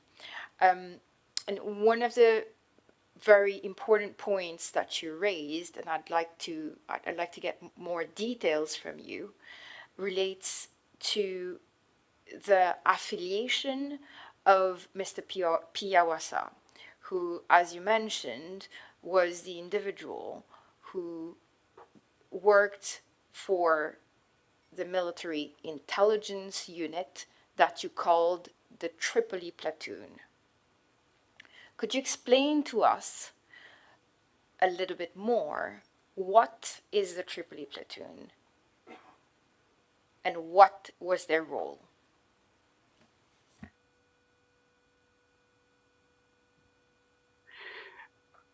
ත්‍රිපලි ප්ලටූන් එක ඒ දවසල පිහිටවලා තිබ්බේ කොළඹ 8 මරදාන ප්‍රදේශයේ යුද හමුදාවට බාරගත් ගොඩනැගිල්ලක් තුල මාගේ විමර්ශනය අනුව මා අනාවරණය කරුණු අනුව ත්‍රිපොලි පැටුන් එකේ හිටපු සමාජිකෙක් තමයි කන්දේ ගෙදර පියවංශ. එතන අනදර නිලධාරිය වශයෙන් සිටියේ යුද හමුදා සන්නද්ධ බුද්ධි අංශයේ මේජර් බුලත්වත්ත. දැන් ඔහු කර්නල් ධූරේ තනතුරු හොබවනවා. ඔහු සහ එතන යුද හමුදා බුද්ධි අංශ සමාජිකයන් 20ක් හෝ 25ක් පමණ සේවය කළා. එම කරුණු තමයි මේ විමර්ශනදී අනාවරණය වුණේ ත්‍රිපොලි අනුකණ්ඩය පිළිබඳව. ගරු අධිකරණයට පැහැදිලි කිරීමට අවශ්‍යයි ගල්කිස්ස පොලිස් ස්ථානය මගින් සිදු කරපු විමර්ශන අනුව මෙම විමර්ශනයේදී රස පරීක්ෂක වාර්තාව සහ අධිකරණ වෛද්‍ය නිලධාරි වාර්තාව පිළිබඳව විශ්ලේෂණය කිරීමේදී ඔවුන් විසින් ගල්කිස්ස ගරු මහේස්ත්‍රාත් අධිකරණය වෙත ඉදිරිපත් කර තිබූ මරණයට හේතුව වශයෙන් වෙඩි තැබීමේ සිද්ධියක් වෙඩි තැබීමක සිද්ධියකින් සිදු වූ මරණයක් බවට ගල්කිස්ස පොලිස් ස්ථානයේ උද්ෘත විශ්ලේෂණය කිරීමේදී සොයා ගැනීමට හමු වුණේ නැහැ. වෙඩි තැබීමක් පිළිබඳව කිසිදු සාක්ෂියක් අනාවරණය වීමක් තිබුණේ නැහැ. ඉන්පසුව එම අධිකරණ වෛද්‍ය නිලධාරී වෛද්‍ය සුනිල් කුමාර මහතාගෙන් නැවත ප්‍රකාශ සටහන් කළා. ඇයි වෙඩි තැබීමකින් සිදු වූ මරණයක් බවට මරණයට හේතුවක් වශයෙන් ලබා දීමට මොන කරුණුද පාදක වුණේ කියලා. මං විමර්ශනයේදී ඔහුගෙන් ප්‍රශ්න කරනු ලැබුවා. වෙඩි තැබීම නම් එම කාර් රථයේ උණ්ඩවල ශේෂ කොටස් තියෙන්න ඕනේ. එතකොට වෙඩි තැබීමේ වෙඩි බෙහෙත් තිබෙන්න ඕනේ. ඒට අදාළව කරුණු 90ද පදනම් කරගෙනද මේ වාර්තාව නිකුත් කළේ කියලා. ඔහු කිව්වා එසේ කරුණු පදනම් කරගෙන නෙමෙයි මං ඇහුවා එහෙනම් වෙඩි තැබුවා කියලා කිව්වේ කොහොමද කියලා. නෑ ඒ වෙලාවේ ලසන්තට වෙඩි තිබ්බා කියලා තමයි මේ කළුබෝල මේ රෝහලෙන් කිව්වේ. ඒ නිසා ඒ පදනම් මත කරා කියලා. ඒක සැකයට භාජනය වෙච්ච කරුණක්. ඉන් අනතුරුව රස පරීක්ෂක වාර්තාව අනුව කිසිදු වෙඩි තැබීමක් සිදු වුණේ නැහැ කියලා ඔවුන් වාර්තාවක් ලබා දීලා තියෙනවා. මෙම පරස්පරතාව විරෝධ අනුව ලසන්ත මැරුණේ මොන වගේ මේ කටයුත්තක මොන වගේ ආයුධයකින් හෝ මොන ක්‍රමවේදයකටද කියන යන වග විමර්ශන කණ්ඩායම වන අපට සැකයකට මතු වුණා.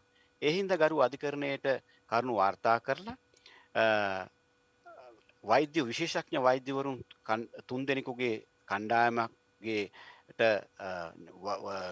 ලසන්තගේ මృత ශරීරය නැවත ගොඩ අරගෙන පරීක්ෂණය කරන්න දුන්නා. ඔවුන්ගේ පරීක්ෂණය අනුව අනාවරණය වුණා මොට ආයුධයකින් හිසට පහර දීම හේතුවක් මත හිසේ හිස් කබල කැඩී යාම මත එයින් ඇති වුණු කම්පනයට සහ එම හේතුව මත ඇති වූ සිදු වූ මරණයක් බවට. එතකොට ප්‍රශ්නයක් තියෙනවා මෙම සුනිල් කුමාර වෛද්‍යවරයා මේ වෙන විට පෝස්ට්මෝර්ටම් 5000කට වඩා ප්‍රමාණයක් කරලා තියෙනවා. ඒ වගේ පරිණත නිලධාරියෙක් කොහොමද මේ වැරදි මිනිමැරීමකට හේතුව වශයෙන් වෙඩි තැබීමක් ගැන සඳහන් කළේ. ඒක ලොකු ප්‍රශ්නයක්. ඊට අමතරව ගල්කිස්ස පොලිස් ස්ථානය මගින්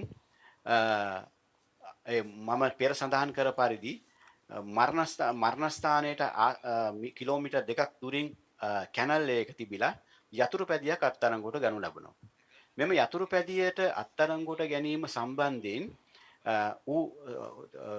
තොරතුරු කොහොමද ආවේ කියලා එවකට ගල්කිස්ස Mr. පොලිස් Silva, ස්ථානයේ if I may, I'd like, if you can, for you to tell us a little bit more about the role of the Tripoli platoon, which we understand from your narrative is instrumental to the murder of La Santa. Could you please explain to us what is their role and what is the chain of command that they report to? So who do they report to? Who do they take orders from?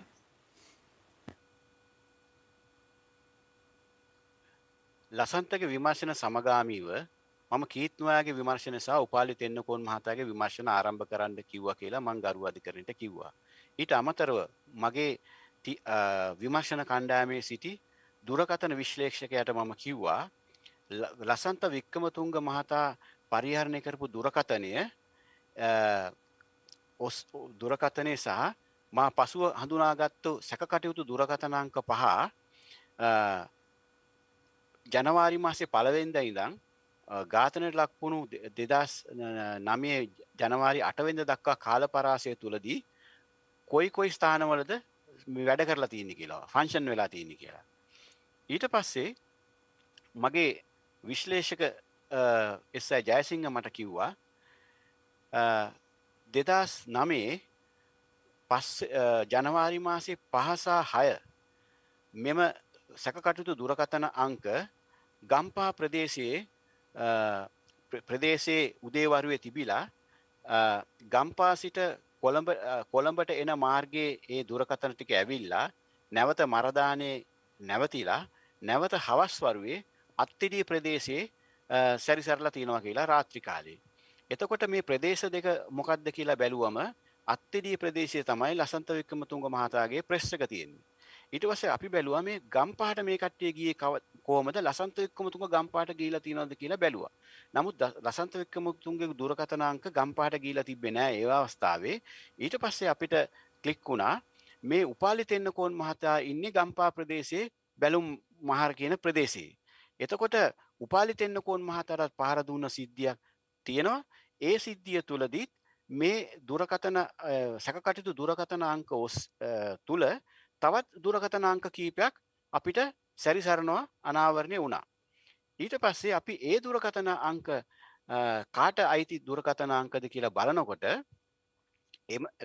ඒවා යුද හමුදාවට නිකුත් කරපු දුරකථන අංක කියලා dialogue සමාගමෙන් අපිට ලබා දුන්න වාර්තාවක සඳහන් වුණා. යුද හමුදාවෙන් අපි ඇහුවා මේ දුරකථන අංක කාටද දුන්නේ කියලා ඔයගලගේ පරිහරණයට ගත්තනම් මොන අංශයට දුන්නේ කියලා කියනකොට ඒ අය කිව්වා මරදානි ත්‍රිපෝලි එකේ ආමි ඉන්ටකේ කට්ටියට තමයි මේක දීලා තියෙන්නේ කියලා.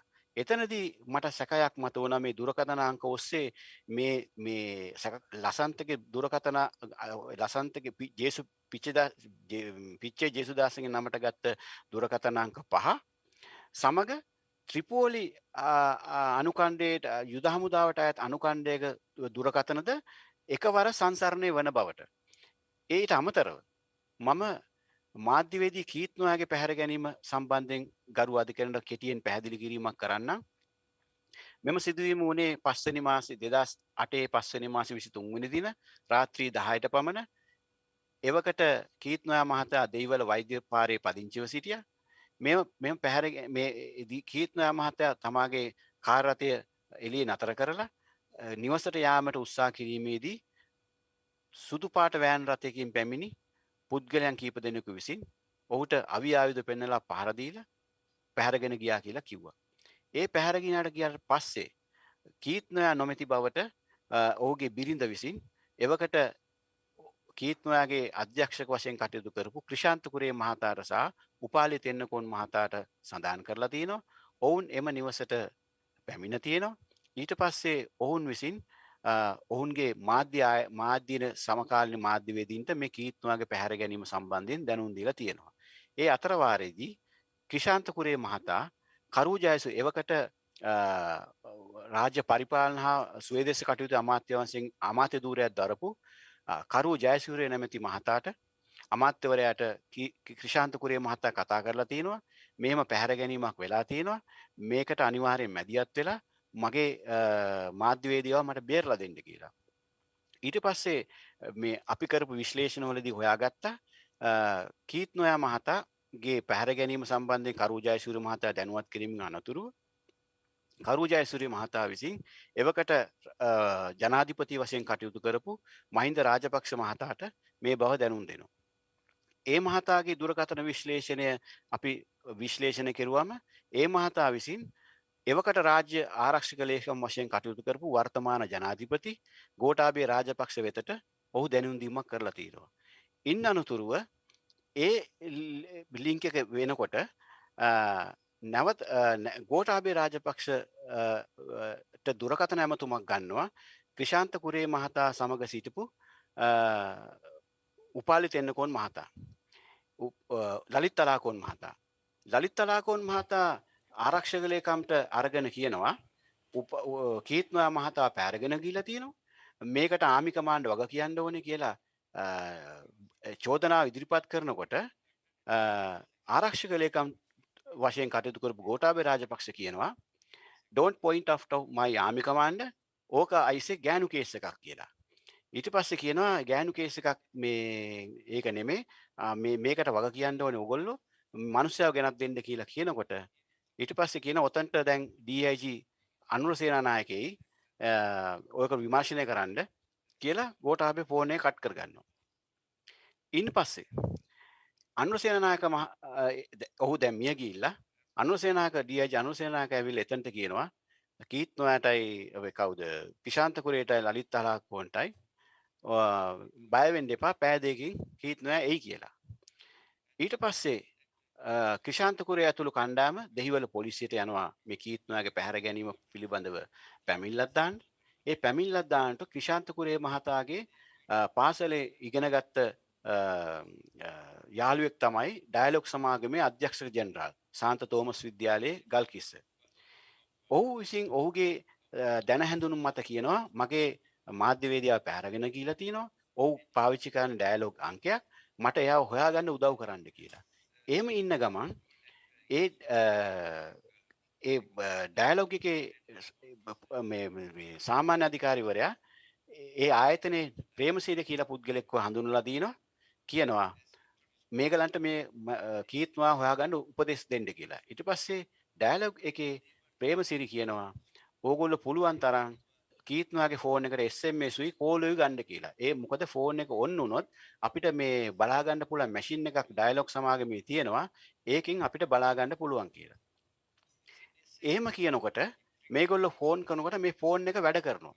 එතකොට ඩයලොග් සමාගමෙන් කියනවා මේ ෆෝන් එක දෙකටන සහ දොම්පේ අතර Mr. Silva, ප්‍රදේශයක තමයි if you තියෙන්නේ කියලා. allow me to clarify one of the points you've made. So you're talking about the investigation that you ran into the case, the abduction of Keith Noyar, another journalist who was also taken, and you're explaining to us how, following his abduction, the Gotabaya Rajapaksa was personally informed of him being taken and participated and engaged to get him released.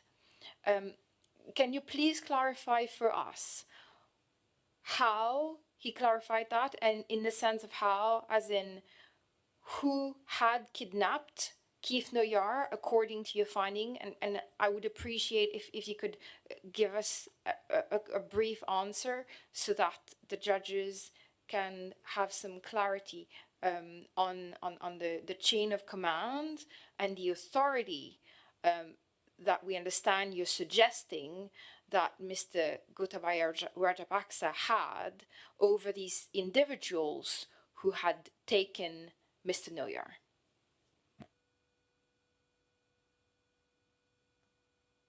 මා සඳහන් කර පරිදි කරු Jayasuriya මහත්තයාගෙන් call එකක් යනවා president Mahinda රාජපක්ෂට. මහින්ද රාජපක්ෂ මහත්තයාගෙන් call එකක් යනවා ගෝඨාභය රාජපක්ෂට. ගෝඨාභය රාජපක්ෂ මහත්තයාගෙන් කෝල් එකක් යනවා එවකට CNI වශයෙන් කටයුතු කරපු මේජර් ජෙනරාල් හෙන්දවිතාරණට. හෙන්දවිතාරණගෙන් කෝල් එකක් යනවා DMIට ඩිරෙක්ටර් මිලිටරි ඉන්ටෙලිජන්ස් අමල් කරුණාසේකරට. අමල් කරුණාසේක කෙලින්ම කතා කරන්නේ බුලත්වත්තට. බුලත්වත්ත ඉන්නේ කීත්නවාගේ ෆෝන් එකත් එක්ක කීත්නවාට පහර දෙමින්. එතකොට මෙම ලින්ක් එක අනුව කීත්නවාගේ පසු විමර්ශනයේදී අනාවරණය වෙනවා මේ කෝල් එක ආවට පස්සේ කීත්නවාට ගහන එක නතර කරලා කීත්නවාව නැවත ගෙදරට එවනවා. ඒ අනුව මෙම දුරකථන විශ්ලේෂණය සහ අනුව බලුවම ත්‍රිපෝලි අනුකණ්ඩයට ත්‍රිපෝලි අනුකණ්ඩයේ සිදුවන ක්‍රියාකාරකම් පිළිබඳව ගෝඨාභය රාජපක්ෂට කෙලින්ම ඍජු දැනුමක් සහ අවබෝධයක් සහ ඔහුගේ අනුදැනුමක් තිබ්බා කියලා ඒ විමර්ශනයේදී මනාව ඔප්පු වෙනවා. And how did you observe this? What was the evidence that you analyzed to be able to identify this series of phone calls that ultimately result, according to your statement, in a phone call, in an order from the then Secretary of Defense Gotabaya Rajapaksa to Mr. Bulatwate, who was, according to your statement, leading the Tripoli platoon?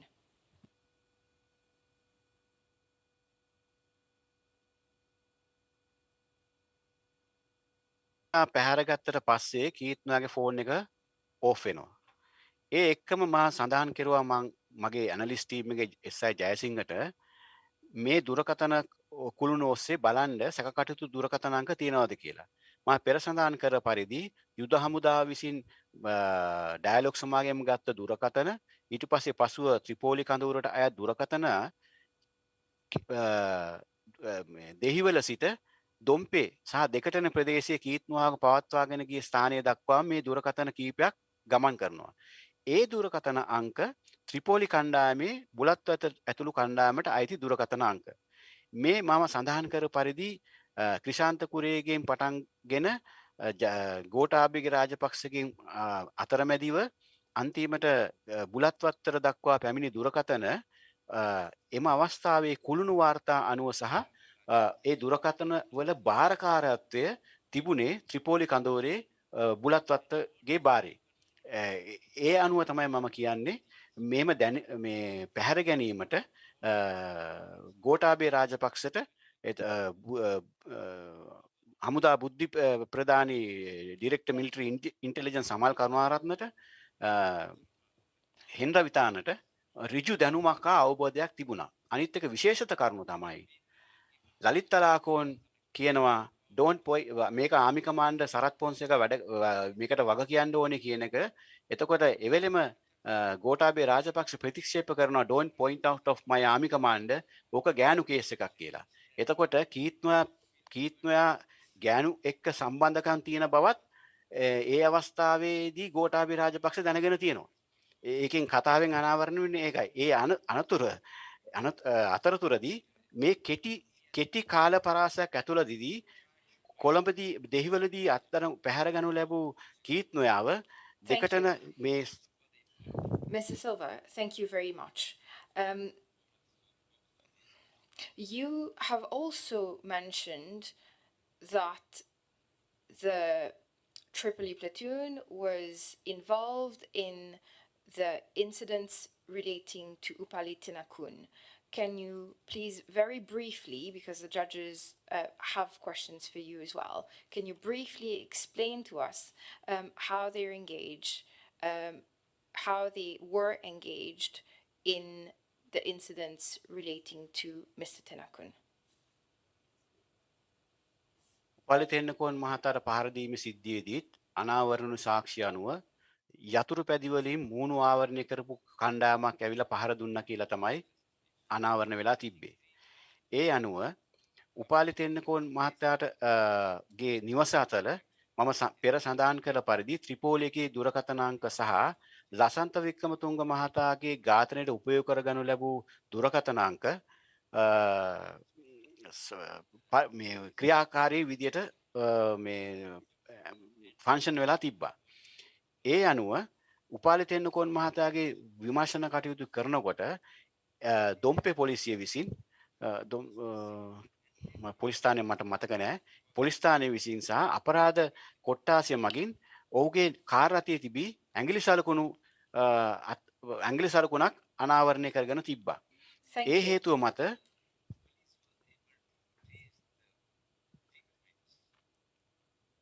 Thank you. Could you please explain to us? So you've told us that the Tripoli platoon is under the command of an individual named Mr. Bulatwate, and that Mr. Bulatwate reports to the Director of Military Intelligence, who reports to the Chief National Intelligence Officer, who reports to the then Secretary Ministry of Defense, Mr. Gotabaya Rajapaksa. And these were involved in the commission of crimes, according to you, against La Santa, against Kif Noyar, and against Upali Tenakun. Could you also clarify for us these police units that have been running the investigations, for instance, the TID and the CID? Can you please confirm who they report to? What is the chain of command for the police high-level officers who have been making these investigative decisions that, according to you, were irregular?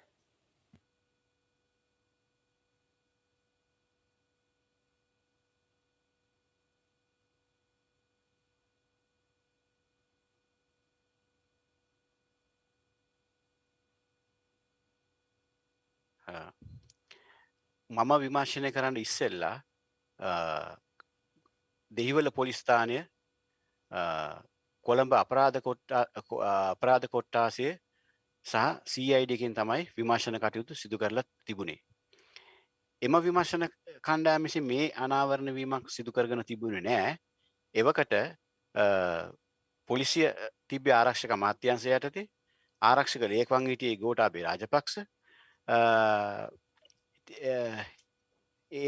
ඒ අනුව මා විසින් අනාවරණය කරගත තොරතුරු අනාවරණ වෙලා තිබෙන්නේ නැහැ. IGP වශයෙන් සිටියේ ජයන්ත වික්‍රමරත්න මං හිතන්නේ. දැන් ඔහු අතුරුදහන් කොමිසමේ සභාපති ලෙස කටයුතු කරන පිළිබඳ දැනුමක් තියෙනවා.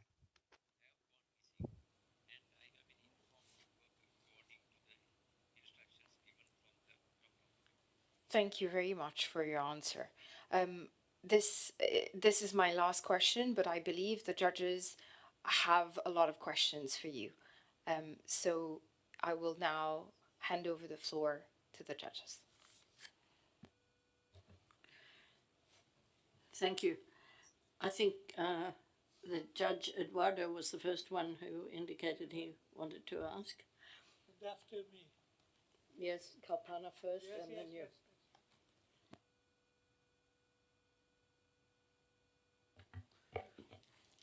Thank you very much, and thanks for your testimony. I actually have two very, very concrete questions to you, and if you can answer very briefly to allow my colleagues also to make some other questions. The first question is, during or after your investigation, did you hear another hypothesis about the murder of La Santa? This is my first question.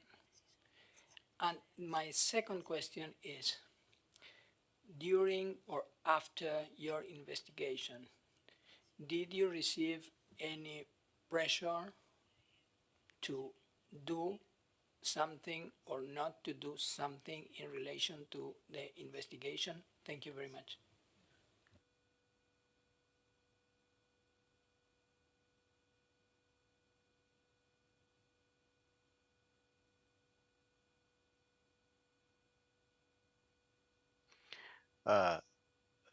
ගරු අධිකරණයට දැනුම් දෙන පරිදි මෙම ලසන්ත වික්‍රමතුංග මහතාගේ ඝාතනයට ආසන්නම සිදුවීම වශයෙන් මට විමර්ශනයේදී අනාවරණය වුණේ ශ්‍රී ලංකා ගුවන් හමුදාවට මිලටගත් මිග්යානා සම්බන්ධයෙන් ඇති වුණු වංචාවක් සම්බන්ධයෙන් ඔහුගේ පුවත්පත හරහා මාධ්‍ය වෙත ඉදිරිපත් කිරීමට අදාළව බව තමයි මට මේ විමර්ශනයේදී කරුණු අනාවරණය වුණේ. දෙක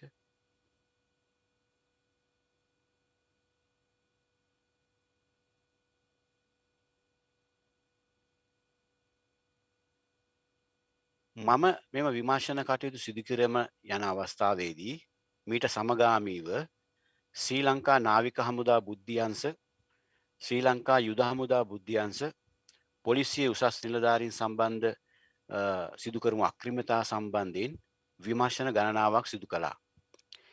මෙහිදී 2018 දී නාවික හමුදා බුද්ධ්‍යංශ සමාජිකයන් විසින් මා ඝාතනය කිරීමට කුමන්ත්‍රණයක් අනාවරණය වුණා. ඒ පිළිබඳව අපරාධ පරීක්ෂණ දෙපාර්තමේන්තුවෙන්ම විමර්ශන සිදු කරනු ලබනවා. ඊට අමතරව 2018 දී මාගේ මතකවල හැටියට 11 වෙනි මාසේ දී මහින්ද රාජපක්ෂ ගේ ප්‍රධානත්වයෙන් වූ රජය තුළ මාව අපරාධ පරීක්ෂණ දෙපාර්තමේන්තුවේ මීගමු කොට්ටාසය වෙත මාරු කරනු ලැබුවා. ඉන් අනතුරුව ජනමාධ්‍යවේදීන් සහ සිවිල් ක්‍රියාකාරීන්ගේ මැදිහත් වීම මත නැවත මේ ට්‍රාන්ස්ෆර් එක කැන්සල් කරලා මාව නැවත CID එකේ මා දරපු තනතුරටම පත් කෙරුවා දින දෙකක් ඇතුළත. මෙහි ට්‍රාන්ස්ෆර් එකට උපදෙස් දීලා තින්නේ හිටපු ජනාධිපති මෛත්‍රීපාල සිරිසේන විසින්.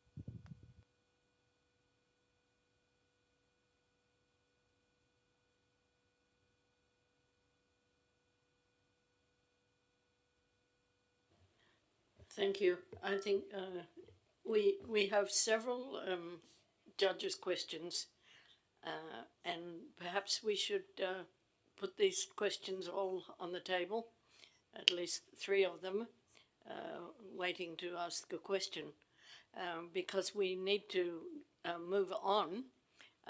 Unfortunately, there's a lot of detail in your testimony. Very, very important. Thank you so much for this detail.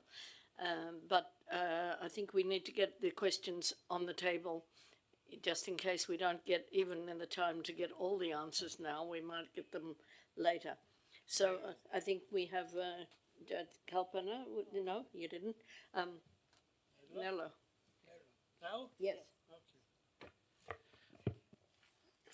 From your testimony, we learned many facts and also some basic institutional aspects of this affair that are, for this tribunal, are very important. First, the multiplication of police bodies carrying out investigation. That is not a good practice, bad practice. The overlapping of competent magistrates, the covert work of the Tripoli team, and who was the political instigator of these facts. I would like that you deepen the role played by magistrates for his point of view, where they really engaged in the search for the truth, or they were afraid, and how independent they were during these procedures in their job. This is my, because the tribunal is interested in this institutional aspect, we can't discover now the truth. We want to understand the framework, the institutional framework. Thank you.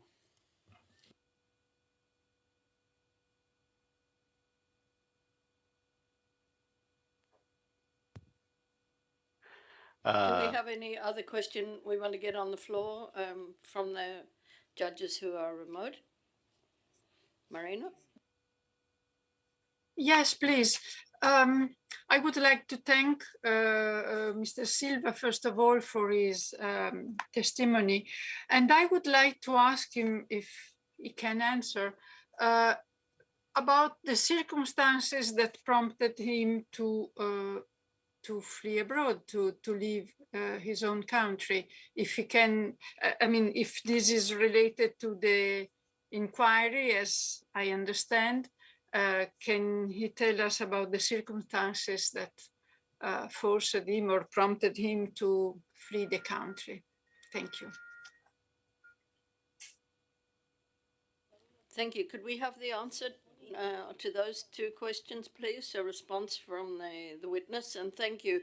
I'm sorry that we're being pressed for time, but if you could make it as brief as you can, there may be other questions too. Thank you.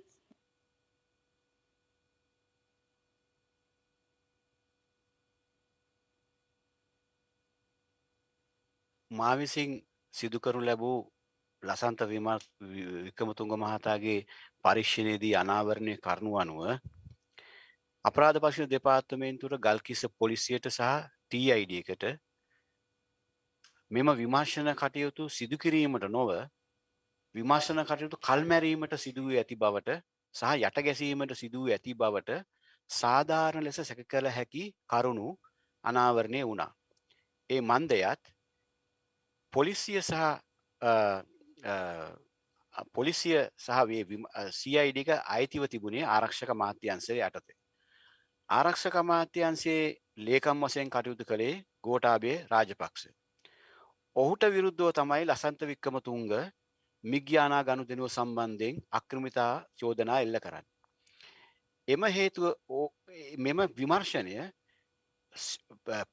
ප්‍රගතියක් ඇතුව සිදු කරන්න ලැබුණේ ඔහුගේ පාලනයෙන් අයින් වුණ දා ඉඳන්. ඒ කියන්නේ 2015 නව රජයක් පත් වුණාට පස්සේ තමයි මේ ඝාතනය කිසිදු බාධාවකින් තොරව අඩක් කරගන්න සිදු වුණේ. ඊට පස්සේ ඔවුනුත් මාහට බාධා එල්ල කළා. එම වාතාවරණයේ හමුවේ අධිකරණයට ඍජුව බලපෑමක් එල්ල කළාද කියන වග මට කරුණු අනාවරණ වෙලා නැහැ. නමුත් දැන් තියෙන තත්ත්වය අනුව රාජිකරණයට යම්කිසි බලපෑමක් තිබෙන බවට සාධාරණ ලෙස සැක කළ හැකි කරුණු ජනමාධ්‍ය ඔස්සේ මට අනාවරණය වෙනවා. ඒ ගැන බොහොම කනගාටුයි. අනිත් එක මම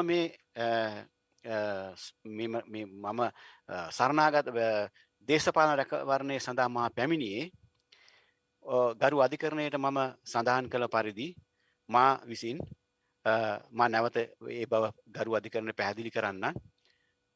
පුද්ගලයන් පැහැරගෙන ගොස් පුද්ගලයන් 11 දෙනෙකු පැහැරගෙන ගොස් කප්පම් ඉල්ලලා ඒ කප්පම් මුදල් ලබාගෙන ඒ පුද්ගලයන්ව ත්‍රිකුණාමලයේ නාවික කඳවුරේදී ඝාතනය කරලා දැමූ සිද්ධිය.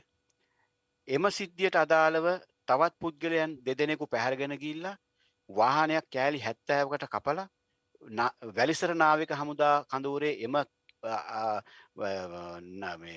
වාහනේ අත්අඩංගුවට ගැනීමෙන් සිදු කරපු පරීක්ෂණය. කෑගල්ල ප්‍රදේශයේදී සිංහල පුද්ගලයන් දෙදෙනෙක්ව ගන්සයිට් නැමැති ත්‍රිකුණාමලයේ නාවික කඳවුරට අරන් ගිහිල්ලා මරලා විමර්ශනය කිරීම. ඊට අමතරව ලසන්ත වික්‍රමතුංගගේ ඝාතනය ප්‍රදීප් එකනැලිගොඩ මහතාගේ පැහැරගෙන ගොස් අතුරුදහන් කිරීමේ ඝාතනය උපාලි තෙන්නකෝන් සහ කීත්නොයා ඝාතනය සම්බන්ධව සියලුම වගකියයුතු පාර්ශවකරුවන් ශ්‍රී ලංකා යුද හමුදාවේ තෝරාගත් බුද්ධ්‍යංශ කීපයක් වල සමාජිකයන් සහ නාවික හමුදාවේ බුද්ධ්‍යංශ සමාජිකයන් විසින් සිදු කරනු ලැබූ අපරාධමය කරුණු.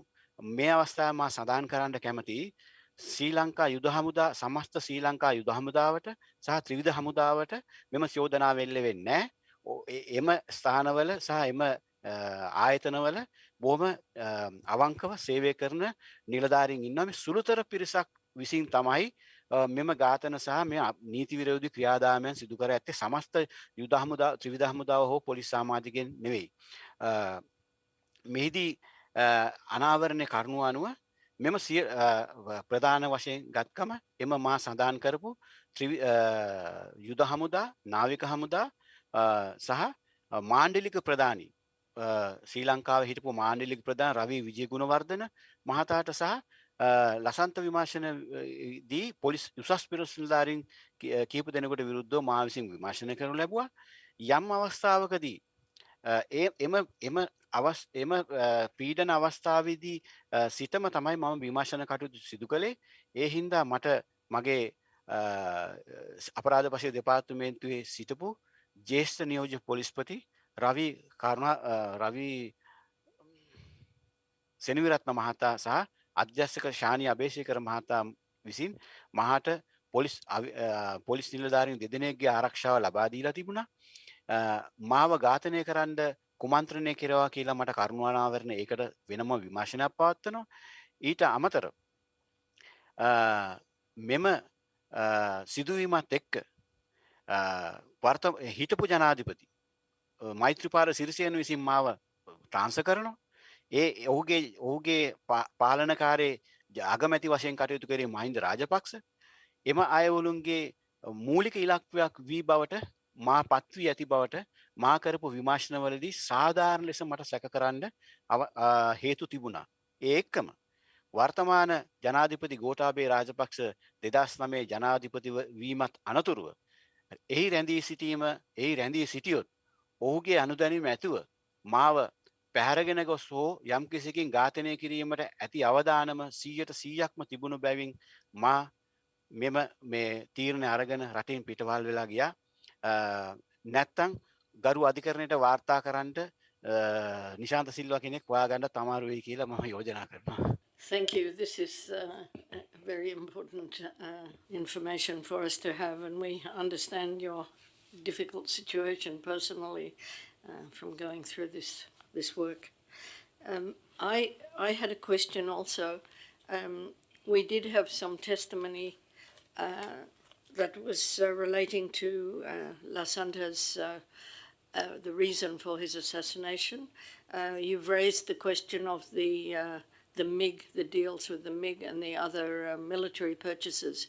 There was also apparently some suggestion that he also wrote an editorial some 5 days before he was killed, where he dealt with the question of the Tamil situation in Sri Lanka. Did you see anything of a relationship with his position with regard to the overall political framework of Sri Lanka, or only with regard to issues of corruption? ගරු අධිකරණයේ අද දින මා දැනුවත් කළ පරිදි මා ඔබතුමිය විසින් දෙවෙනුවට සඳහන් කරපු මේ දෙමළ සම්බන්ධ වූ ඒ ආටිකල් එක පිළිබඳව මට දැනුමක් නැහැ. මා හැම විටම ගරු අධිකරණයට පවසන්නේ මා කරපු විමර්ශනයේදී මට අනාවරණ වූ කරුණු හා සාක්ෂි මත පදනම් කරගෙන පමණයි. ඒ කරුණු අනුව ලසන්තගේ ඝාතනයට ආසන්නම සැක කරන සිද්ධිය වශයෙන් මට කරුණු අනාවරණ වෙලා තිබ්බේ ඔහු විසින් මිග්යානා ගනුදෙනුව සම්බන්ධයෙන් වෙච්ච වංචාව සම්බන්ධයෙන් කළ පැහැදිලි කිරීම අනුවයි. ඒ අනුව ආසන්නම සිදුවීම වශයෙන් මට සඳහන් කළ හැක්කේ එයයි. ඊට වගකිව යුතු පාර්ශ්වකරුවා වශයෙන් ඔහු සඳහන් කරන්නේ ගෝඨාභය රාජපක්ෂ ඇතුළු කණ්ඩායම. එතකොට ඔහුගේ දියණිය, ඔහුගේ සහෝදරයා, ඔහුගේ බිරිඳ, පළමු බිරිඳ සහ දෙවෙනි බිරිඳ, ඔහුගේ ඥාති සඳහන් කරන්නේ මෙම ඝාතනයේ ලසන්ත මෙම තම ඥාතියාගේ ඝාතනයට ආසන්නම හේතුව මෙම මිග්යානා ගනුදෙනුව කියලා. ලසන්ත වික්‍රමතුංග ඝාතනය වීමට ආසන්න කාලයේදී අහිංසා වික්‍රමතුංග ඔහුගේ දියණියට සඳහන් කරලා තියෙනවා මට මරණ තර්ජන තියෙනවා, මාව මැරුවොත් මේ ගෝඨාභය රාජපක්ෂ තමයි මාව මරන්නේ. ඊට හේතුව මිග්යානා ගනුදෙනුවට. ඒ හින්දා මම පිටව ගිහිල්ලා ඉන්න අවස්ථාවකදී දුරකථනයෙන් ඔයාට කිව්වොත් ඇඳුම් ටික ලෑස්ති කරගෙන ලෑස්ති වෙලා ඉන්න කියලා ඔයා කතා කරන්න මගෙන් ප්‍රශ්න අහන්න නැතුව ඇඳුම් බෑග් අරන් පාර මේ ගෙදරට වෙලා ඉන්න මං ආපු ගමම යන්න ඕනේ කියලා. එහෙම අවස්ථා දෙකකදී ලසන්ත එයාගේ දියණියව අරන් යනවා එයාගේ ගෙදරින්. ගිහිල්ලා වෙනත් තැනක හැංගිලා ඉඳලා ඇවිල්ලා තියෙනවා. ඒ හින්දා මට මගේ විමර්ශනදී අනාවරණ කරුණු අනුව ලසන්ත වික්‍රමතුංගගේ ඝාතනයට ආසන්නම සිදුවීම තමයි මේ මිග්යානා ගනුදෙනුව. ගරු අධිකරණයට මම පැහැදිලි කරන අන්දමට කීත් නොයාගේ විමර්ශනයේදී අනාවරණය වුණා ගෝඨාභය රාජපක්ෂගේ ඍජු මැදිහත් වීම සහ දැනුම පිළිබඳ ත්‍රිපෝලි කඳවුරට. ඒ ත්‍රිපෝලි කඳවුරේම දුරකථන අංක සහ ලසන්ත ඝාතනයට යොදාගත් පිච්චේ ජේසුදාසගේ දුරකථන උපාලි තෙන්නකෝන් මහතාගේ නිවසේ තුල ප්‍රදේශය තුල පරිහරණය වෙනවා. ඊට පස්සේ ලසන්තගේ නිවස සහ වැඩපොළ තුලදී පරිවර්තන මේ ක්‍රියාකාරී වෙනවා. මේවා ඔක්කොම මරදාන ත්‍රිපෝලි කඳවුරෙන් ආරම්භ වෙනවා ආයි ෆන්ක්ෂන් වෙනවා. මේම කටයුතු තීද්දී සාධාරණ සැකයක් වෙනවා. සාධාරණ සැකයක් වෙනවා. මේවා පරිපාලනය මේ ත්‍රිපෝලි කඳවුරට අනදීමේ හා දැනුවත් කිරීමේ හැකියාව තිබෙන්නේ ගෝඨාභය රාජපක්ෂට. ඒ හින්දා මම නැවත වරක් කියනවා ආසන්නම සිදුවීම මිග්යානා ගනුදෙනුව සම්බන්ධයෙන් ලසන්ත වික්‍රමතුංග මහතා කළ අනාවරණය වීම තමයි. Thank you. Were there any other questions from the judges at this point? Yes, Gil. Yes, for you, Gil. I just wanted to ask this question about the Hambantota scandal, this tsunami charity, in which the president got a huge amount of money. I was wondering if, in fact, that might have hurt the president, and therefore he would have been with Gota in finally deciding we've had too much, let's get rid of this guy. I was just wondering whether the Secretary of Defense would have done it without his brother's, the president, permission or agreement.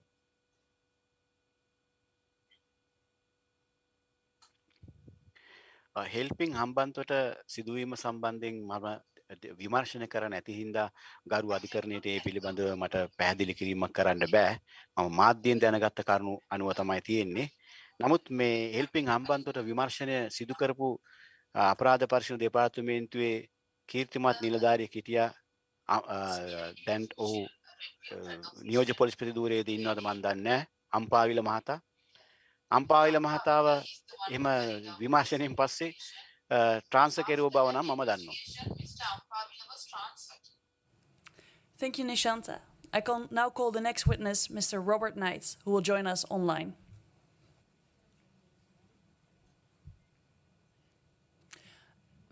Our apologies for the delay. I will now announce Mr. Robert Knight, a witness who will join us online.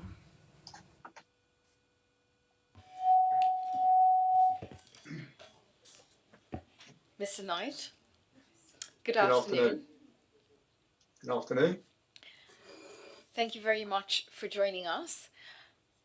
We have just heard from a previous witness that on the day of the murder of Mr. Vikramatunge, on the 8th of January 2009,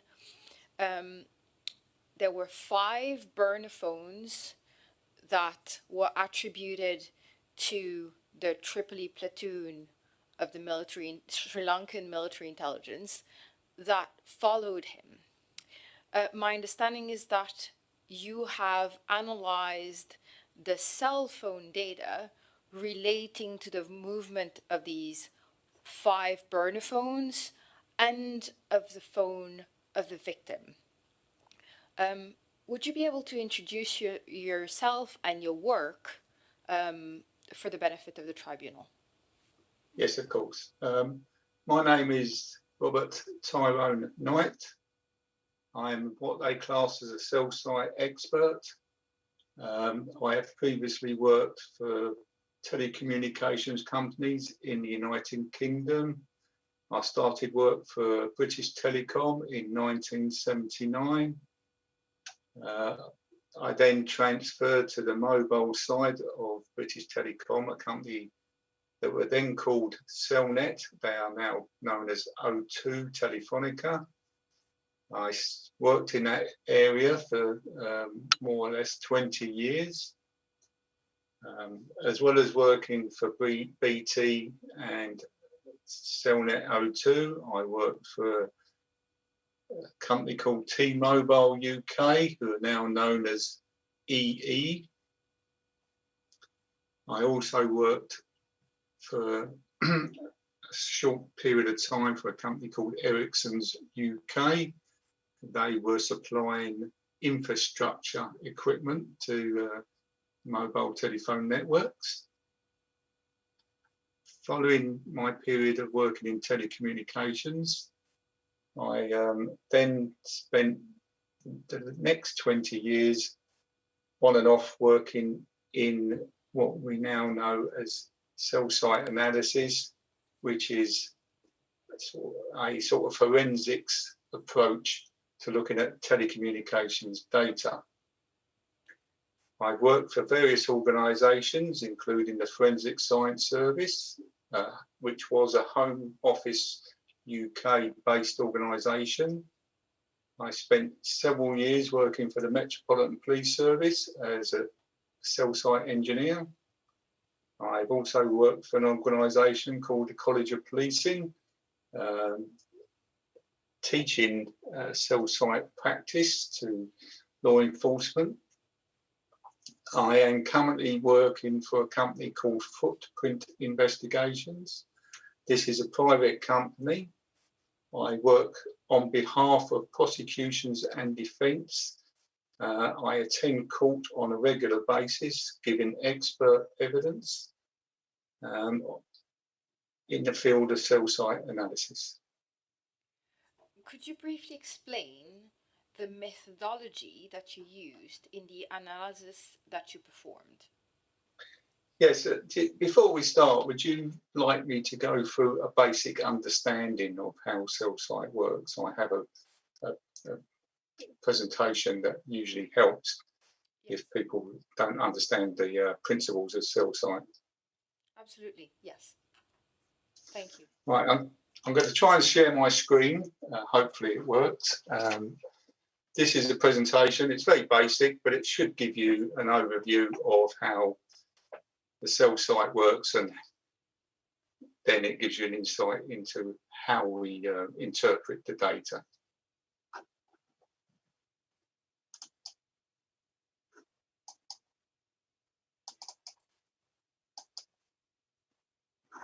Hopefully you can see my presentation. Not yet, no. Oh. It says it's sharing, so I'll try again.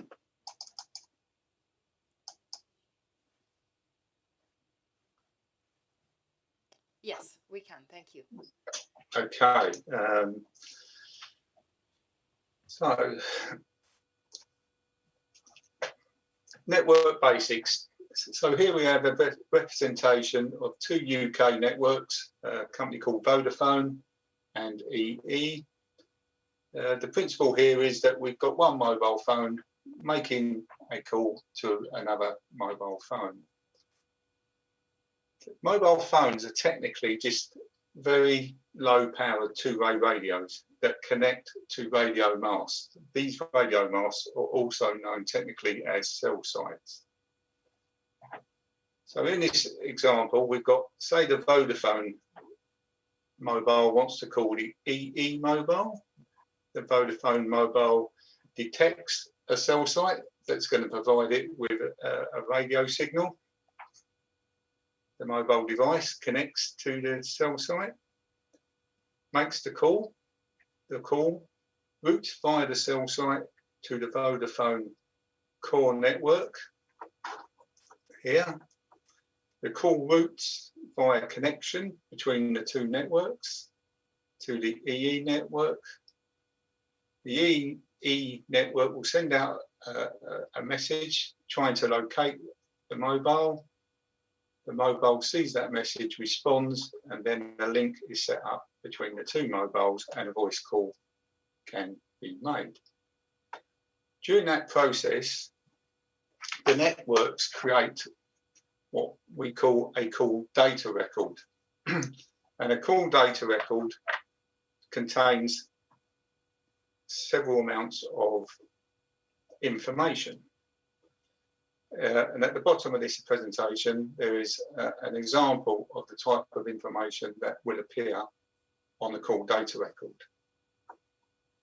Could The you first walk us, thing, yeah, my question was just whether you could walk us through the various details that you get as for every call that is made through the towers. yes, this is the information is contained in these call data records. It's the information that I work with to come to my conclusions when I'm analysing cell site. So when we create the call record by the network, the first thing you get is the date of the event. So if it's a voice call, it's the date of the voice call. You then get the time, the exact time the voice call was made. You get the calling number. So that's, in this case, it would be the Vodafone number calling the EE number. So Vodafone is the calling number. EE would be the receiving number. Also contained in the call data records is the thing called the IMEI, which is the unique identification number of the mobile device. So each mobile telephone device has its own unique number. One of the other parameters that are contained in the call data record is the type of call. At the time of this event in 2009, you would normally see voice calls and text messages. So the type of call would be an outgoing voice call or an incoming voice call, an outgoing text message or an incoming text message. Also, they record the duration of the voice call, mainly for billing purposes. They need to bill the customer. With text messages, you do not get a duration because it's instantaneous, so there's actually no duration.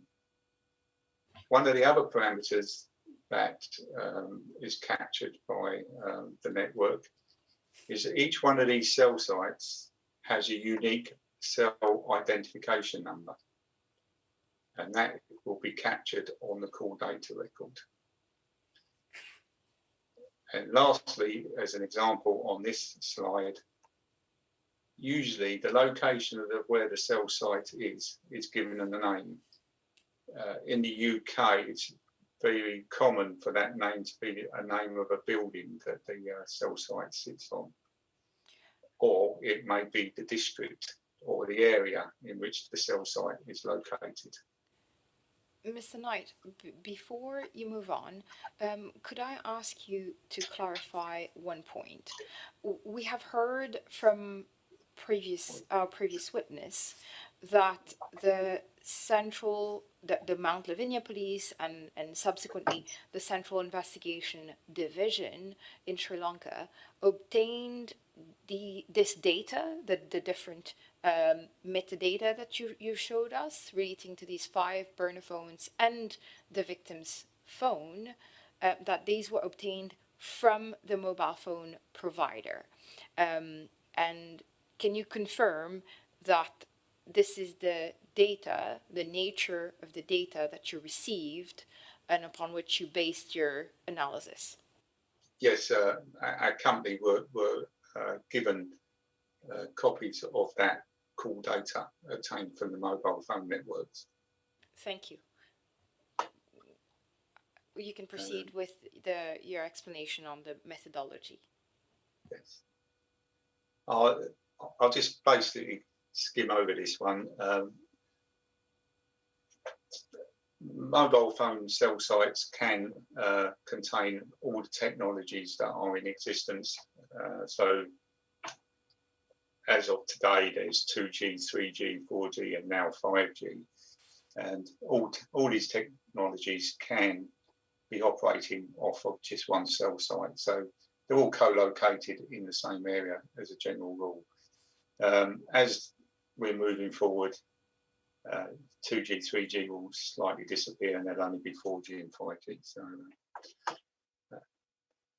that what you're allowed to use is determined by what contract you have with your network provider.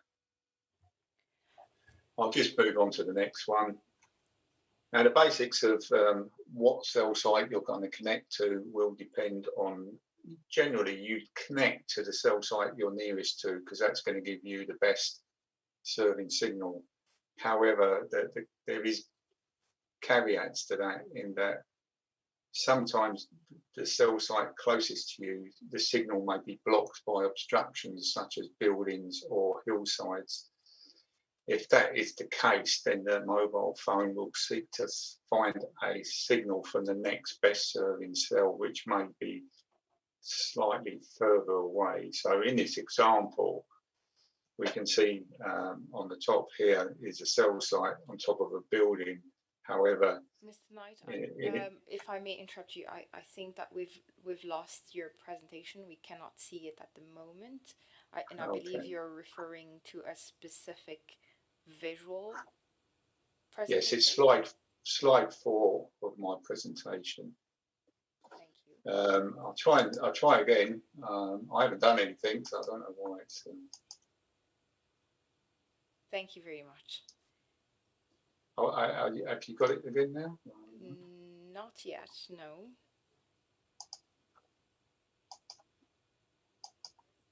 The joys of technology.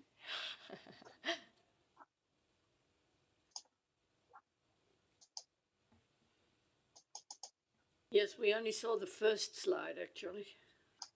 I'm not sure why it isn't working, I'm afraid. Our technical team just signaled that you need to try to share it. Yes, I'm pressing the share, yeah.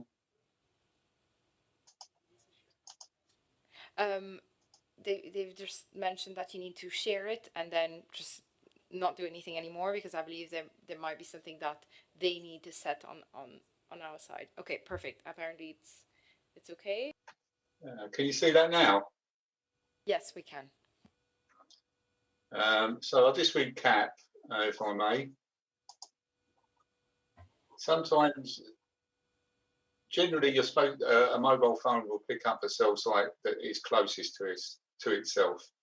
However, due to radio signals being able to be blocked by buildings or other obstacles, the mobile phone may need to seek out a cell site that is some distance away.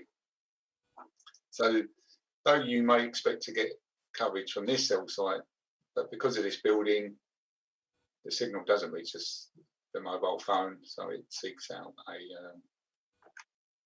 further away cell site. So moving on, a mobile phone, here we have an example of 3 different cell sites covering more or less the same area. The mobile phone interacts with the network to decide which cell site is going to give it the best serving cell coverage, and in this example it would be 60130. This screenshot here is an example of some specialist equipment we use to identify a serving cell, and what makes it the best serving cell is that you get very good signal strength here, and this is very low, and that decides that this particular cell site is the strongest. However, at the same time, it will be measuring these other cell sites to see if that mobile moves, whether those then become the best serving cell site. Moving on, just a few examples of types of cell site that we use in the UK, for instance, and probably similar in other countries. Generally in big cities and urban areas, they are rooftop mounted. And in this example here, there's many cell site aerials. This would suggest that this location is used by all the major networks in the UK. We have 4 at the moment. And again, just another example of rooftop mounted cell sites. The one on the right-hand side is a singular monopole, usually about the size of a street lamp, and they are used to create infill in urban areas where they need more capacity or there's a small hole in coverage. Again, just some other examples of cell sites cleverly disguised as trees.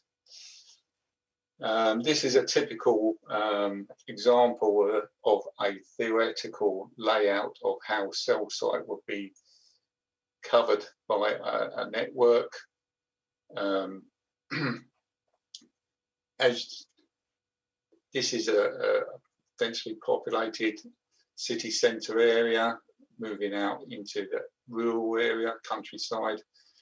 So where there's densely populated area, there's more people, so there's more cell sites. The more cell sites you have, the smaller the coverage area of each individual cell site. In a very densely populated area, typical coverage area of a cell site can be less than 250 metres, sometimes 100 to 50 metres. Moving out into the rural countryside and in major roads, not so many people, don't need so many cell sites, therefore the coverage area can be a lot further, up to sometimes 5, maybe more kilometres. A typical cell site is made up of 3 sectors. In this example, sector 1, cell 1 points north, sector 2, cell 2 will point in a southeasterly direction, and sector 3, cell 3 would point in a southwesterly direction. Now, each one of these cells, if it's 2G or 3G, would have their own unique identity number. So for each 2G technology working on this particular sector, it will have its own identity number, and the same for any 3G or 4G that would be working on this same sector, and that goes for all 3 sectors. So each one of these sectors for each technology would have a unique cell ID, and for each sector they would have again their own cell ID for each of the technologies. In this example on the right hand side, this is to give you an example of typical coverage area form of a sector.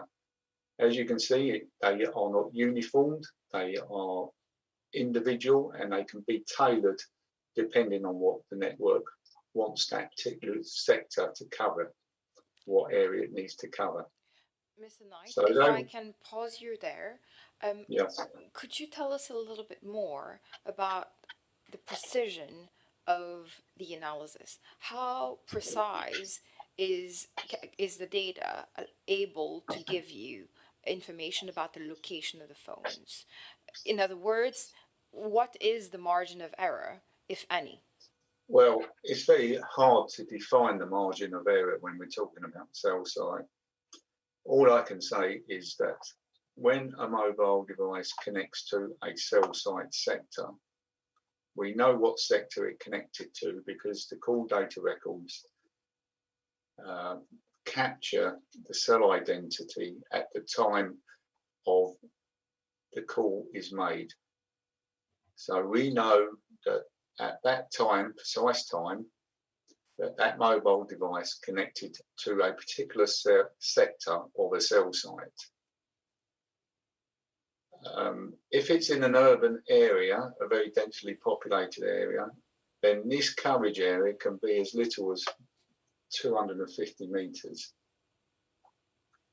And that's all I can ever say is that when that mobile connected to that cell site and that cell sector, it had to have been in the coverage area of that cell site. Thank you. Now, that's as best as we can do on that. Thank you. Could you summarize for the tribunal your main findings regarding the data that you've been provided? Yes. I do have a map of the findings in my report to make it more simpler to understand, if I may use that, one of those maps, to give you an understanding of the events on the day of the murder. So if you bear with me a second. Thank you. I believe I've been told that you need to share the map that you want to show us again, if that's possible. Sure. Thank you. Yeah.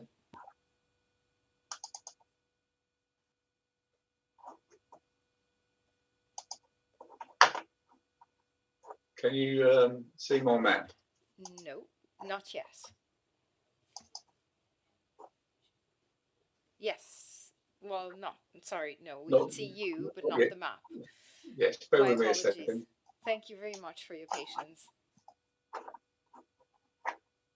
Let me close that one down.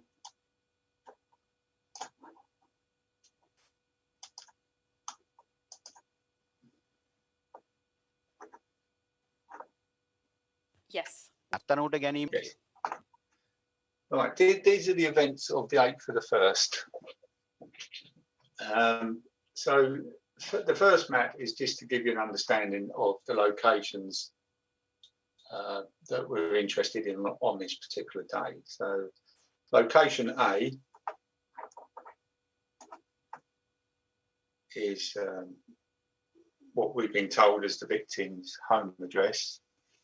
Location B is the victim's wife's home address. Location C is somewhere known as the suspect's home base. Location D is the victim's workplace, and location E, highlighted in red, is what we were told was the murder scene. Now, on the day of the murder, we were given call data records for the various phones of interest. And on this map, in the top left-hand corner, is a series of numbers in red. These were given to us and attributed as the burner phones. The number highlighted in dark blue, ending in 672, I believe is the victim's phone. Could you clarify for us what time frame this specific shot refers to? Yes. At the top of the map, there is a header, and you can see this time period is starting at 07:56 and ends on 08:40 on the 8th of the 1st, 2009. So roughly about 24 minutes. What are the findings that you can read from this data? Right. What we have here, we have one of the burner phones here at 07:56, 9861 is connected to a cell site in this area here. And this S&E indicates to me that this mobile was making or receiving a voice call. These call boxes are taken from the original call schedules and placed into a map for ease of use. So these are just an extrapolation of what the call data records contain. It's just to show you that this is an event by that mobile phone connecting to a cell site, and the location of that cell site is given to us by the mobile phone network in coordinates, usually latitude and longitude. So they're very precise, So we know exactly where the cell site is located, and we know at 0756 that this mobile 9861 connected to that cell site. And the same goes for this event for another phone 9811 that's 0803, and then we can see that by 0818 that mobile phone is now connecting to a cell site down here, which indicates that the user of that mobile phone has travelled from an area in the northwest in a southeasterly direction down towards, not at, but towards this location A. There is then a further event for this mobile ending 9811 connecting to another cell site just a few minutes later, again indicating further travel south towards location A. I'll now move on to the next map, where there is a time period now starts from, again, 0756 to 0840 on the 8th of the 1st, 2009. So we have the victim's home address here.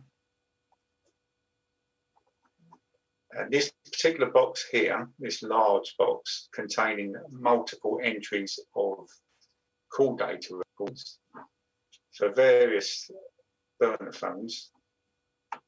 And you can also see now at 0807, there is an event, a voice call from the 9672 mobile, the victim's phone.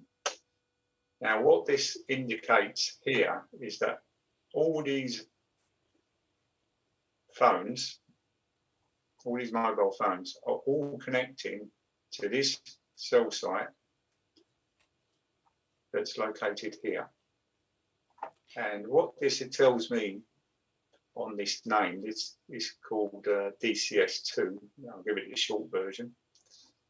That suggests to me that that is on sector 2 of this cell site, which would be either pointing in this direction or that direction. So in an easterly or southeasterly direction, and would more likely provide coverage to the victim's home address. So this suggests here that the victim was at his home address, and that these mobile phones ending in various numbers of 9951, 9812, 9831, and 9811 were all operating in the area of the victim's home address. Could you clarify for us, I'm sorry, could you clarify for us whether some of these calls were between the 5 burner phones? Did they call each other? Yes, they were actually. I did check this before coming on this afternoon. Within the main call data records, I mean, I can show you if you require further detail, that all the burner phones were mainly contacting each other throughout this period. So what we see here is that they're mainly static on this cell site, whether it be on the sector 2 or there's one event here that's sector 1 that's slightly suggesting some sort of slight movement, and a couple of the mobile phones move onto these cell sites, again indicative of some sort of movement in the general area around the victim's home address. So during this period of time, which we got starting here at 0756 and ending at 0840 on this site here, we have these mobiles moving around the area of the victim's home address, whilst the victim is likely at or near his home address at 0807, 0830 and 0831. But moving on to the next map, we then see some movement by, if I just go to the victim's phone first, having been operating down here at 8:31, there is then movement up this route here, as we can see by the connections to these various cell sites by the victim's phone 9672 0842 and 0847. So that would suggest that the victim has left his home address and travelled in a northerly direction along this route here. And what we can also see at the same time is some of these burner phones are following a similar route by the very fact that they're connecting cell sites along that same route. Though on this map we only see 3 incidences of the victim's phone, because that is all we have for this time period, which is 0840 to 0854 on the 8th of the 1st. And during that time period, there's obviously more call records from the burner phones because they're actually calling each other. So we have some of these burner phones that have been operating in and around the victim's home address, following a similar path as the victim travels north, and the burner phones then heading in an easterly direction towards the victim's wife's home address at location B. And if I move on to the next slide, we can see this again. We now have the victim's phone starting at 0855 and then at 0912 and 0913, connecting to this site here, which is more than likely a serving site for this location B. And what we can also see is that some of the burner phones have followed that same path. And incidentally, this particular blue phone here belongs to is attributed to one of the military personnel. So now, not only have we got burner phones in and around the area of location B, the victim's wife's home address, we've also got a mobile phone that we've been told is attributed to one of the military personnel. So between the period of 0855 and 0920, we now have the victim's phone moving across to his wife's home address, and at the same time being following a similar route, some of the burner phones, plus a military personnel phone in the same general area, not necessarily at the wife's home address, but in the same general area.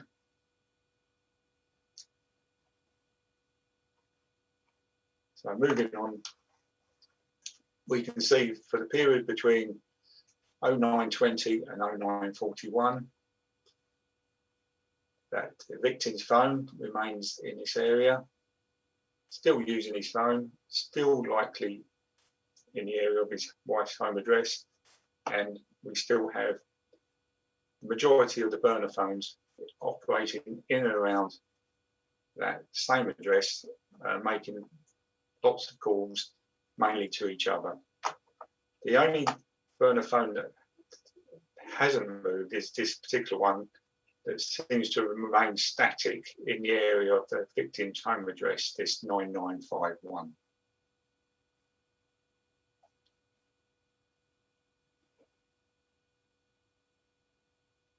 So I'll speed through because we can always go back to these if there's any more questions and detail required. So at 0945, we can see now, sorry, I'll start here at 0941. The victim's phone is still on that particular cell site. Then at 0945, it connects to a new cell site over here, suggesting some sort of movement. And then 0949, the victim's phone has moved to this cell site, again, indicative of movement. So we've now got what appears to be the victim moving away from his wife's home address, heading in a westerly direction to this water expanse area, and that there's then similar movement of some of these burner phones, as you can see. Within a short period of time, they're connecting to the same cell site here at 0949 and up to 0952 with the victim's phone.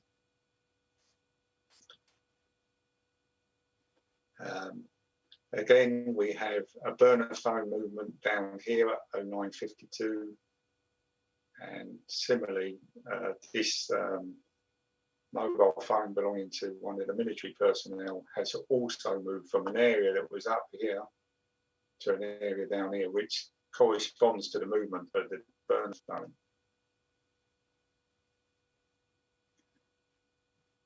Moving on, slightly later in the day now at 0952 to 1002, we can see some more movement from the victim's phone at 0954, 0955. It's now moved in a southerly direction to this area here. And then by 1001, it's gone to an area just southeast of his home address, suggesting again that the victim is traveling in a southerly direction, having previously been over here at his wife's address.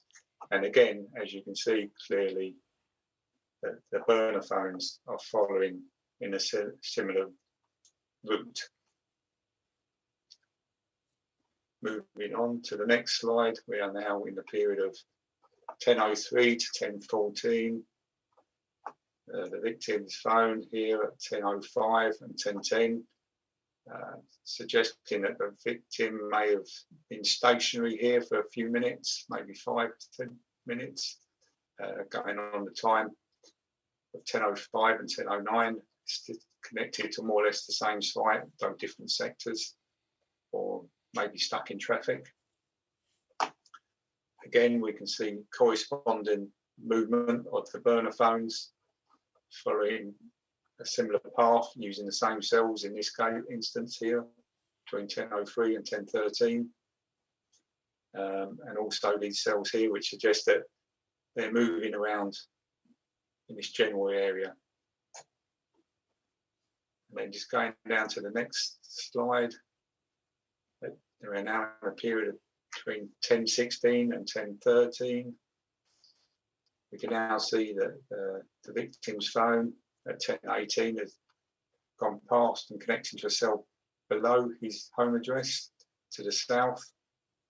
And then by 1023, you can see here that the victim's phone is connected to what I believe is Sector 2 because of this, the naming convention. You can see it says DCS2.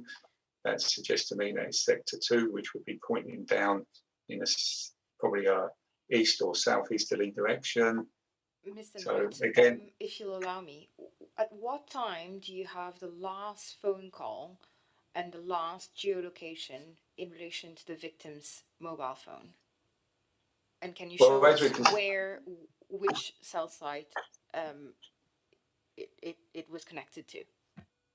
Yes, we can see here that, as I just said, 1023, the victim is here, and that coincides with the location of the murder scene. But strangely enough, at 1030 and 1031, there's two more events there, which suggests it might have moved slightly north of the murder scene at 1030, 1031. I don't know I can't remember what time the murder actually occurred, but that's the last call there at 1031. And as we can see, the burner phones just prior to 10 to 23 are using the same cell site as the victim's phone. Again, here, they're using the same cell site as the victim's phone, indicative of these mobiles following a similar route as the victim down to where the murder occurred, and also the location of the victim's home address. So Thank you very much, Mr. Knight. I believe that the panel may have some questions for you. Thank you. Do I have any questions from? I have a very simple question, or maybe I don't know what a burner phone is. oh, it's a term that's been sort of used in American films to describe a phone that can be thrown away. It's usually we use in the UK. They're usually what they call pay and go phones. They're very cheap. You can buy them in shops and supermarkets. You pay some money to buy the phone. You then top it up with a piece of credit that allows you to use it. And if you don't want to use it anymore, you can just throw it away. Thank you. Do any other judges have any questions? No, thank you. I think you've given us a picture of what we need to know. Thank you. Is that, no, thank you. Thank you very much, Mr. Knight. Okay. Thank you. Many thanks to Mr. Knight. We will now pause for 30 minutes and reconvene with the last testimony.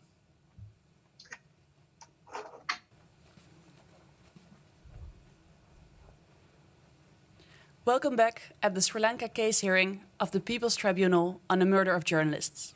I now call the next witness, Mrs. Nushin Sarkarati.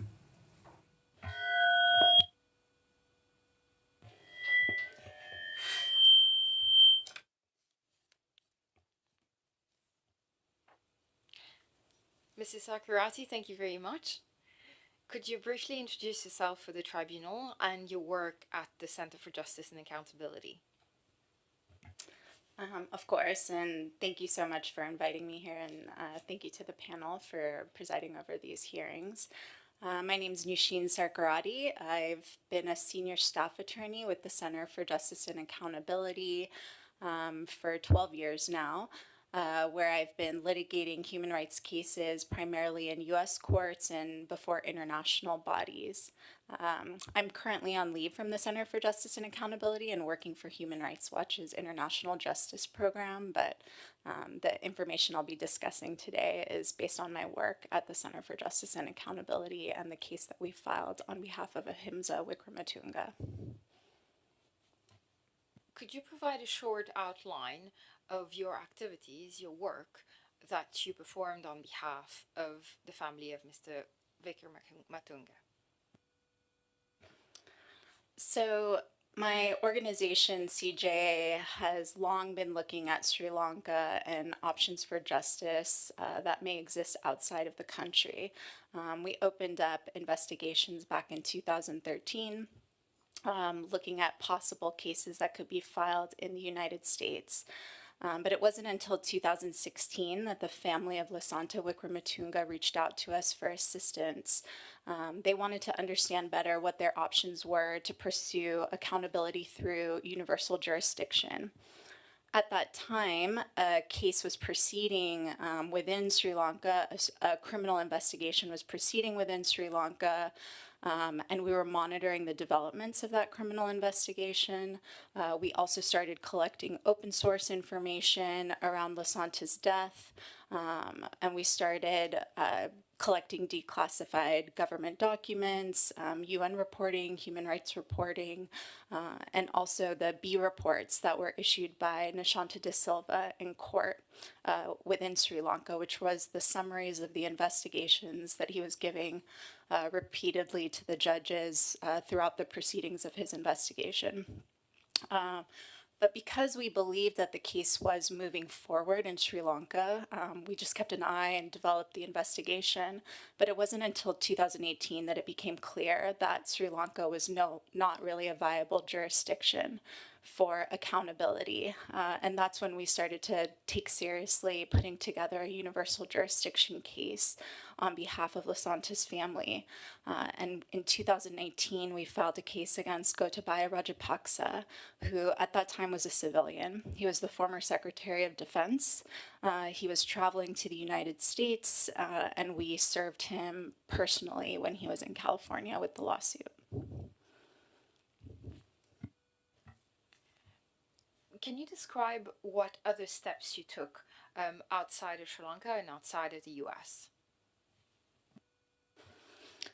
So we were exploring what options were available for Ahimsa's family. And, you know, although the international community had invested a lot of investigative effort on Sri Lanka, there were few options available outside of the country.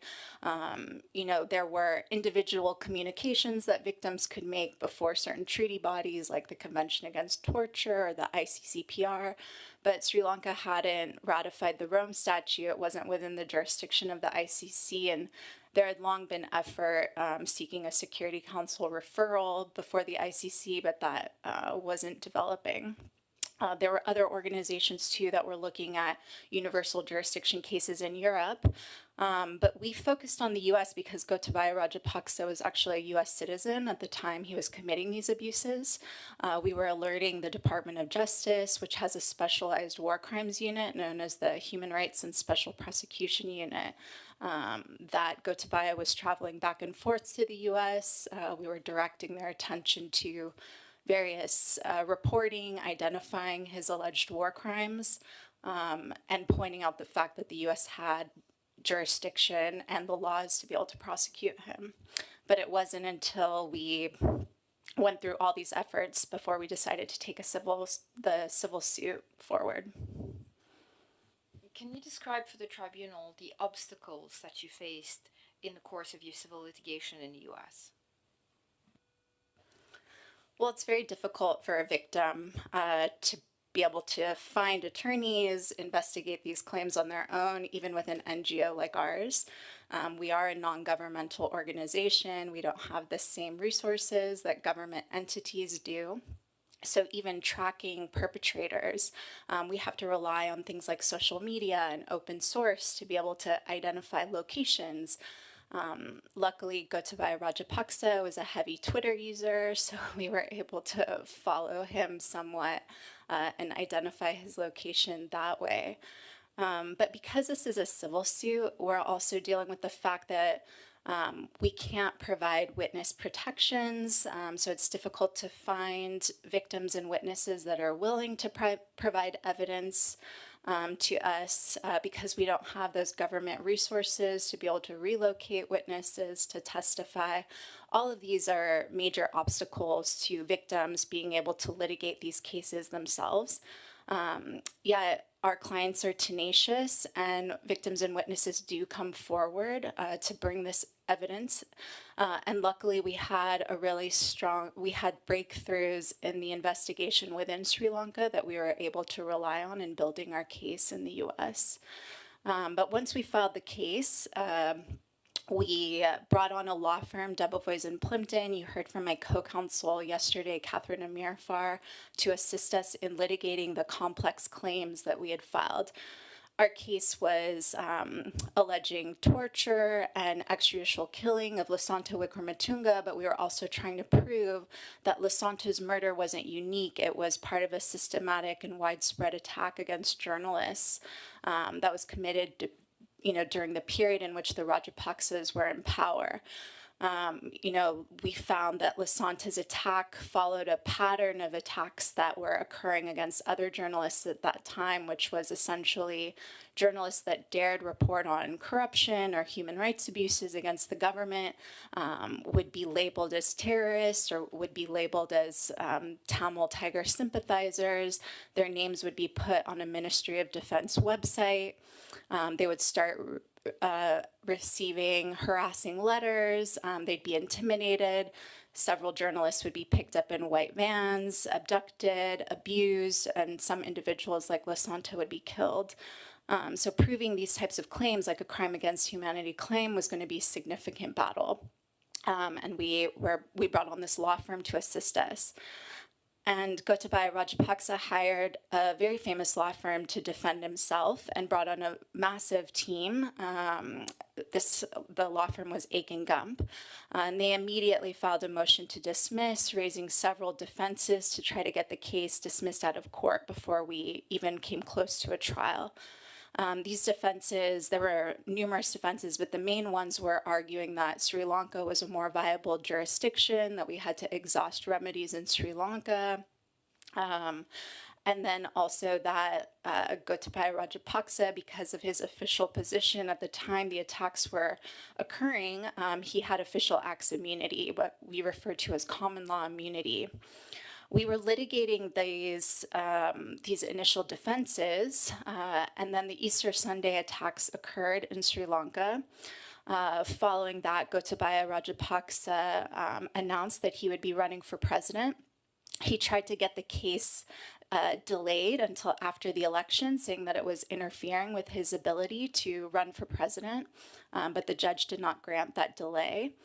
However, he was elected president later that year, and because of that, and because we were in a national court, he was given absolute immunity as a head of state.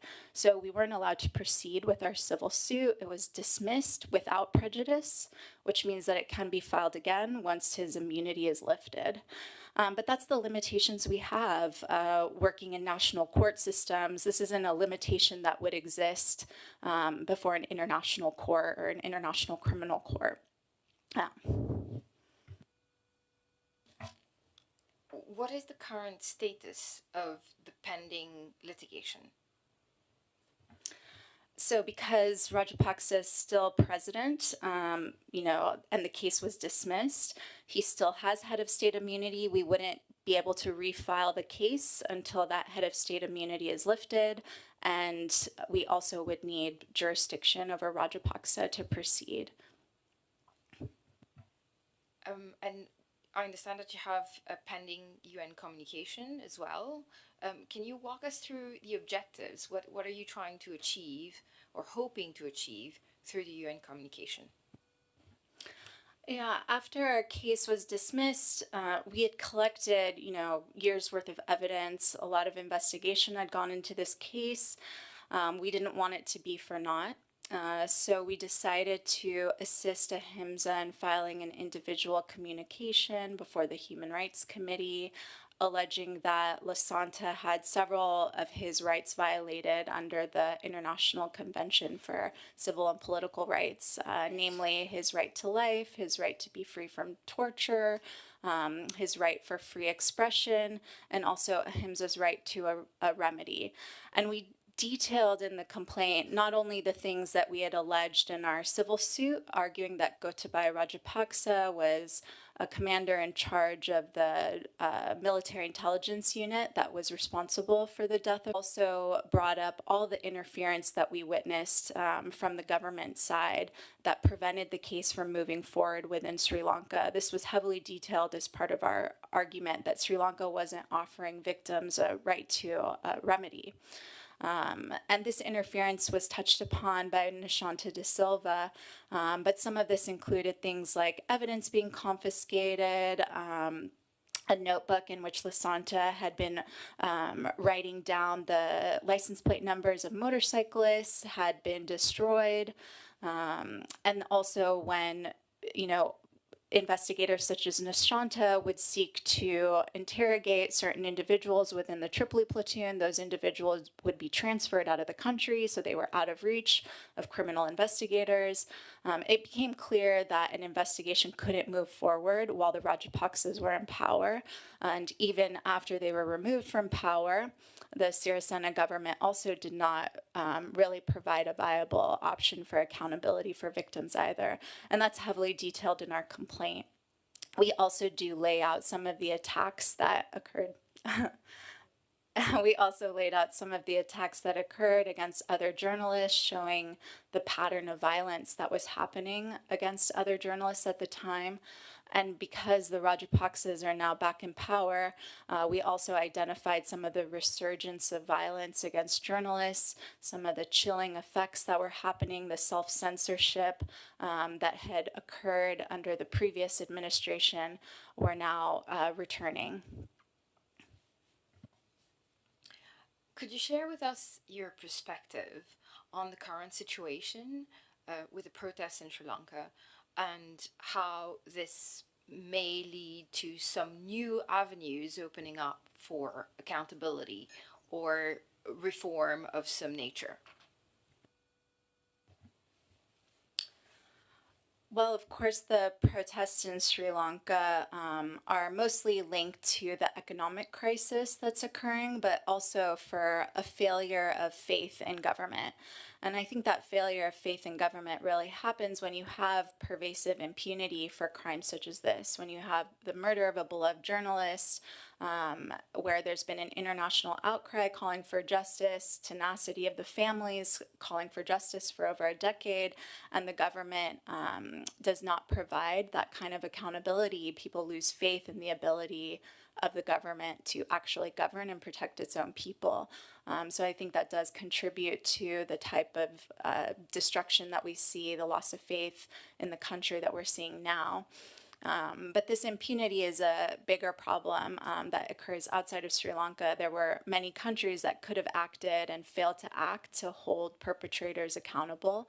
The Rajapaksas were traveling extensively throughout Europe and the US, and the US even had the criminal jurisdiction, the power to hold Gotabaya Rajapaksa accountable. He was a US citizen at the time he was committing these alleged war crimes and abuses. So it was a crisis that other countries also contributed to by failing to act when they had the chance and the opportunity. And, especially because the High Commissioner was calling upon countries to act and use their national jurisdictions to hold these individuals accountable. And yet we continued to fail in that regard. But in regards to hope, I do think that there is, there have been some developments that are providing a newer perspective of hope for accountability in the future. And that namely comes from the Human Rights Council resolution, Resolution 46, which increased the mandate of the Office of High Commissioner for Human Rights to increase its reporting and monitoring on human rights abuses in Sri Lanka, but also to create a special unit that can collect and preserve evidence of human rights abuses for the purpose of future litigation. What we were seeing at the time that the Rajapaksas were in power is that witnesses were too afraid to come forward and share evidence. Also, these perpetrators had diplomatic immunity or they have head of state immunity that prevents cases from moving forward. And when they're in power, they can destroy evidence that's within the country. So it's necessary that as we're doing our human rights fact-finding, this evidence gets preserved, collated, analyzed for future jurisdictions that are able to bring cases. And now OHCHR is actively doing that and collecting and preserving this evidence with the hope that they will be able to share it with national courts or international courts in the future that can develop cases. If you'll allow me, because of your extensive experience in lobbying for accountability worldwide in relation to the crimes that happened in Sri Lanka, I was wondering, what is your perspective with regards to the reasons why the other states that could have acted failed to act? This would just be a guess on my part, as I am not a government actor. But I think that for some states, they may have thought that because Gotabaya Rajapaksa was a U.S. citizen, that the U.S. was the most likely the right venue to bring a criminal case against the Rajapaksa family. Also, other members of the Rajapaksa family were frequently traveling to the United States.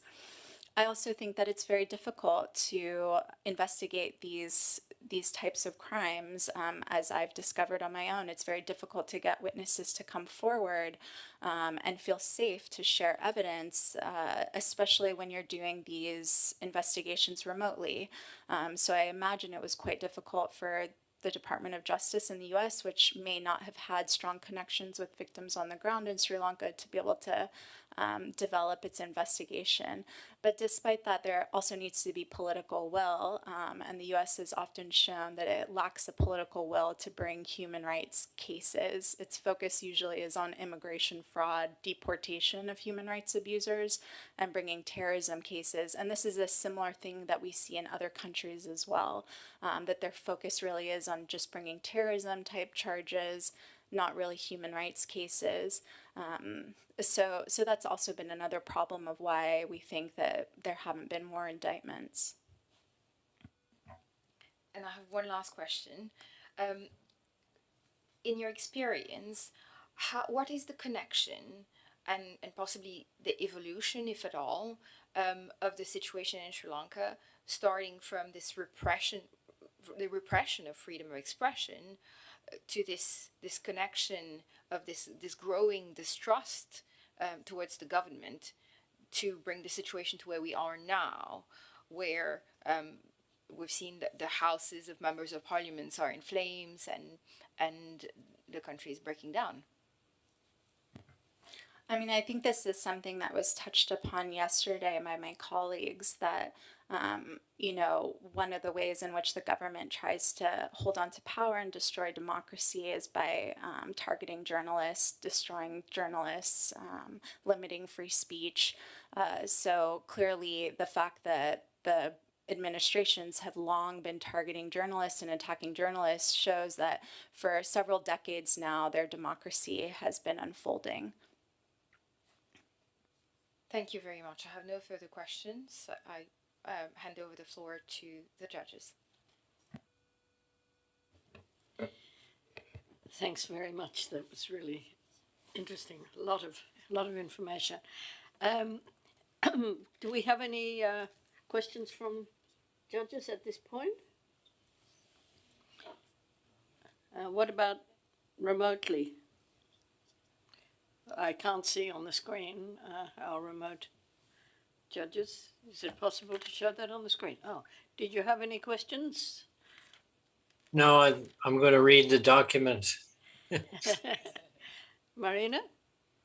Well, me too. I was just wondering, do we have cases where a similar attempt to file, to reach justice through a universal jurisdiction succeeded? For Sri Lanka, unfortunately, no, but there are many universal jurisdiction cases that are proceeding with successful convictions in other contexts. There was a recent victory against a member of the Assad regime in Germany under universal jurisdiction. So this area of law is quite robust and has been moving forward in certain countries, but these are often countries in which our governments agree that they would like to put their energy and focus on an investigation.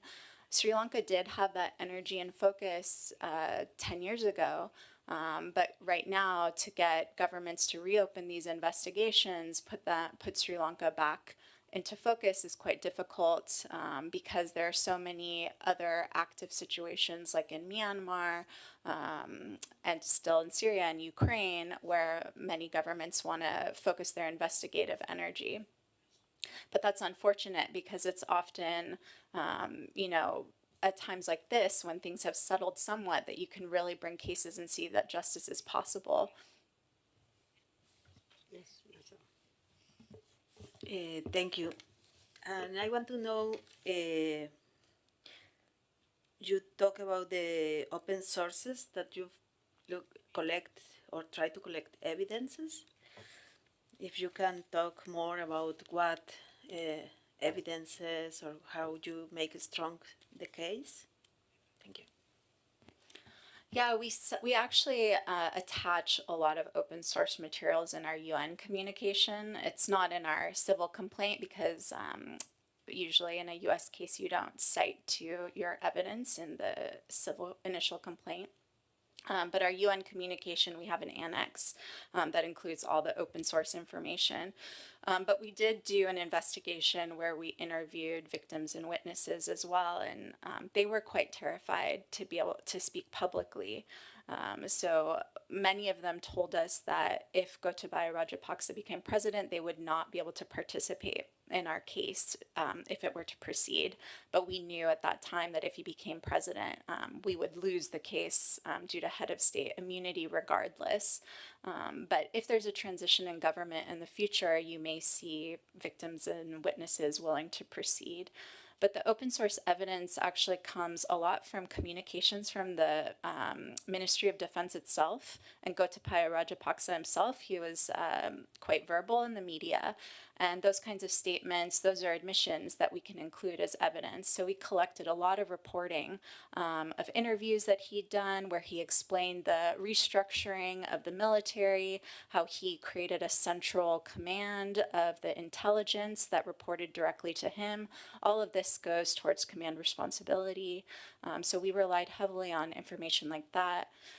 We also collected human rights reports, like the extensive reporting done by the Committee to Protect Journalists on the targeting of journalists, which really helped us identify the pattern of abuses against journalists at that time. Also, the UN had done extensive reporting on Sri Lanka. They had a UN panel of experts. They had the High Commissioner's report, Commission of Inquiry that we relied on as well. The US government also had some documents that were collected that we were able to seek through Freedom of Information Act. So all of this type of open source information that we collect as part of our investigation is the norm. We also look at social media accounts like Facebook. The Ministry of Defense had these types of accounts that we would collect information from. But usually this information is meant to just corroborate what victims and witnesses say in court. So you still need the victims and witnesses to be able to come forward to really bring these cases. And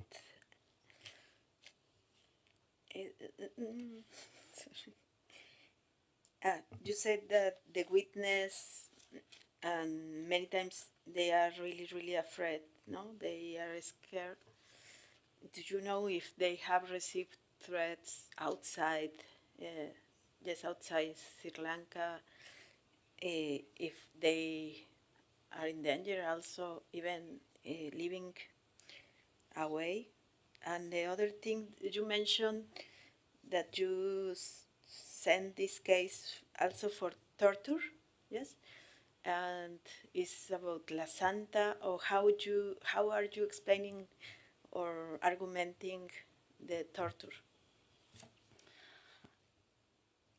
In terms of the intimidation outside of Sri Lanka, we have heard that some individuals do continue to be intimidated outside of Sri Lanka. I don't have firsthand knowledge of that, but I do know that some of the individuals we worked with within Sri Lanka were forced to flee the country as soon as Gotabaya Rajapaksa came into power, and lived in fear outside of the country and did not want us to disclose their location. So I know that they continue to live in fear even in the diaspora. A lot of witnesses as well in the diaspora that spoke to us had a lot of fear for their family back home. So even finding a witness that's safely outside the country, it's very difficult to get them to come forward. We even found it difficult to find a Sri Lankan legal expert to work with us on the case who could just explain the constitutional limitations or some of the laws in Sri Lanka, like the Prevention of Terrorism Act that was being used to intimidate journalists at the time, that was willing to testify in court and provide an expert report because they were so afraid to be linked to a case like this. So that was the difficulty. In terms of the torture allegation, our allegation was that the means in which Lasanta was attacked, the brutality in which he was beaten prior to his death and punctured in the skull, that amounted to torture prior to his death, especially because he was confined. He was surrounded by the black-clad commandos. He didn't die immediately. It took several hours for him to die. He died in a hospital going through emergency surgery. So we allege that he experienced torture prior to his death as well.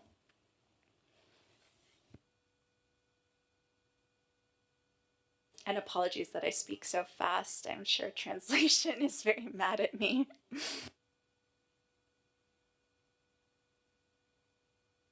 Yes, I had two questions.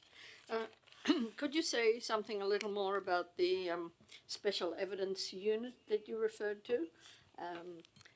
Could you tell us a little more about how far that has got and what has been achieved so far? That's one question. And another question is about question of people being in exile, still finding themselves under threat, and also under repression from countries in which they are located, in particular the terrorism allegations and allegations of LTTE connections that are still going forward, I believe, in some jurisdictions. So I think you're referring to the UN mandate for evidence collection. So that, I believe that the Human Rights Council resolution was passed in 2021, but it took some time for the team to be formed, mostly because of funding issues. The UN still had to approve a budget to hire the proper staff to collect the mandate. And I think that was a bit of a difficulty and took quite a bit of lobbying to get the appropriate budget. But the team is up and running now. I believe there's 8 members who have the duty to now preserve and collect this evidence. I don't know what the priorities are for their investigation. I don't think that they have any type of restrictions in terms of temporal jurisdiction. I think they can look at human rights abuses that happened in the past and also ongoing human rights abuses. And we've seen these types of mechanisms already be effective in other contexts. An independent mechanism was set up to collect and preserve evidence in Syria. It's already assisted universal jurisdiction cases that have moved forward in Germany. There is another independent mechanism set up for Myanmar. I believe it's assisting a universal jurisdiction case in Argentina. So there's a lot of hope that this Sri Lanka mandate will be able to assist future accountability efforts. In terms of intimidation in the diaspora with allegations of terrorism, I can't actually speak to that, unfortunately. It's not something I'm very familiar with. And I want to know if you can talk about the impacts for the family, because yes, in this hearing, we have not people close to the family. So yeah, as somebody who works really quite closely with the family, hearings such as this are actually really important to them because they want to make sure that the matter is live and not forgotten. This assassination occurred in 2009. There was such a large international outcry calling for justice. There were a lot of advances domestically, led by Nishanta De Silva's team. So there was a lot of hope by the family that they would actually see prosecutions. Perpetrators were identified and named as part of the proceedings, so they really thought they'd see indictments. Unfortunately, when the election happened and Gotabaya Rajapaksa became president, there was extreme depression over that. It was very difficult to speak to the family about the immunity issues that dismissed our case. And it's why we pivoted with the complaint before the UN to keep hope alive, which was very important to them. It's also why we've been assisting your tribunal, because we want to make sure that the matter is still alive, and that the evidence that we've collected isn't completely siloed just by our NGO, that it can be shared with others who can do something with it. If the UN can issue recommendations to Sri Lanka based on the evidence we collected, we want to support that. So the family still holds on to hope, but I can't imagine how difficult it is to see perpetrators back in power. Even individual members of the Tripoli platoon that have been linked to 3 journalists' attacks, they were, once Gotabaya Rajapaksa became president, they were immediately put back into high-level positions in military intelligence. Some of them have been sanctioned by the US because of their human rights abuse, which is some relief that they can't travel to the US, they can't do business in the US, but that's only a minor relief when they're back in power in Sri Lanka, given that high-level position of power, when they're able to surveil citizens despite the allegations against them that they abused that surveillance in the past. It's quite frightening. And then also the presidential commission that was set up to exonerate these individuals and drop any charges against them, things like that are very difficult for the victims to witness. So that's why we have to go to the international community with this information. But Sri Lankans clearly haven't forgotten these abuses. Journalists like Dilrukshi earlier was saying how important it is to still see justice here. So the information isn't forgotten yet.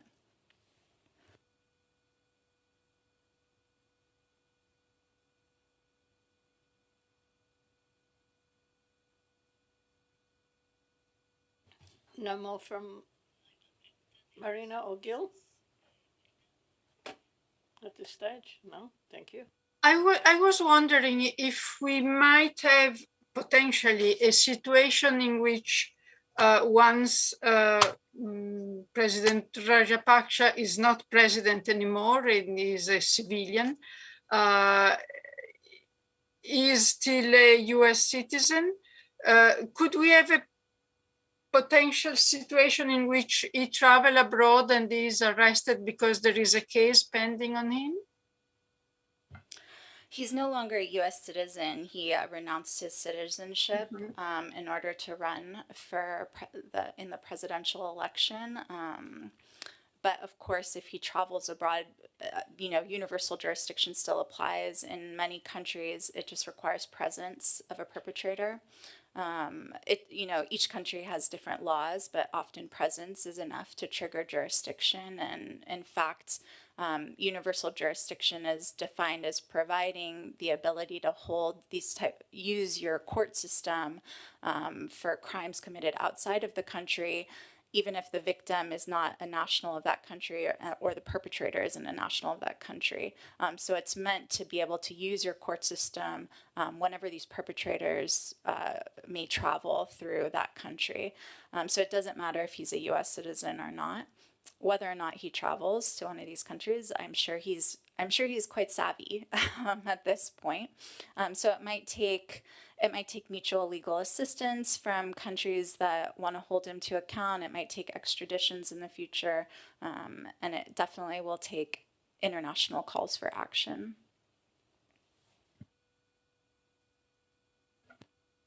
Just to clarify, is there a case pending against him? Because you said yours in the US was dismissed. Yeah, our case was dismissed. So there's not a pending case at the moment. So there would need to be one refiled in the future.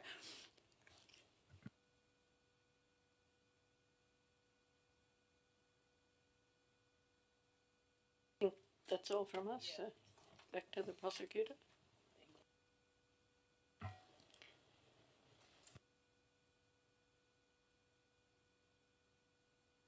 By the prosecutor, and then the closing statements by the PPT. Thank you. Distinguished judges, yesterday we were fortunate to hear about the overall context of the threats and violence suffered by the journalists in the context of the war, of the internal armed conflict, and post-conflict as well.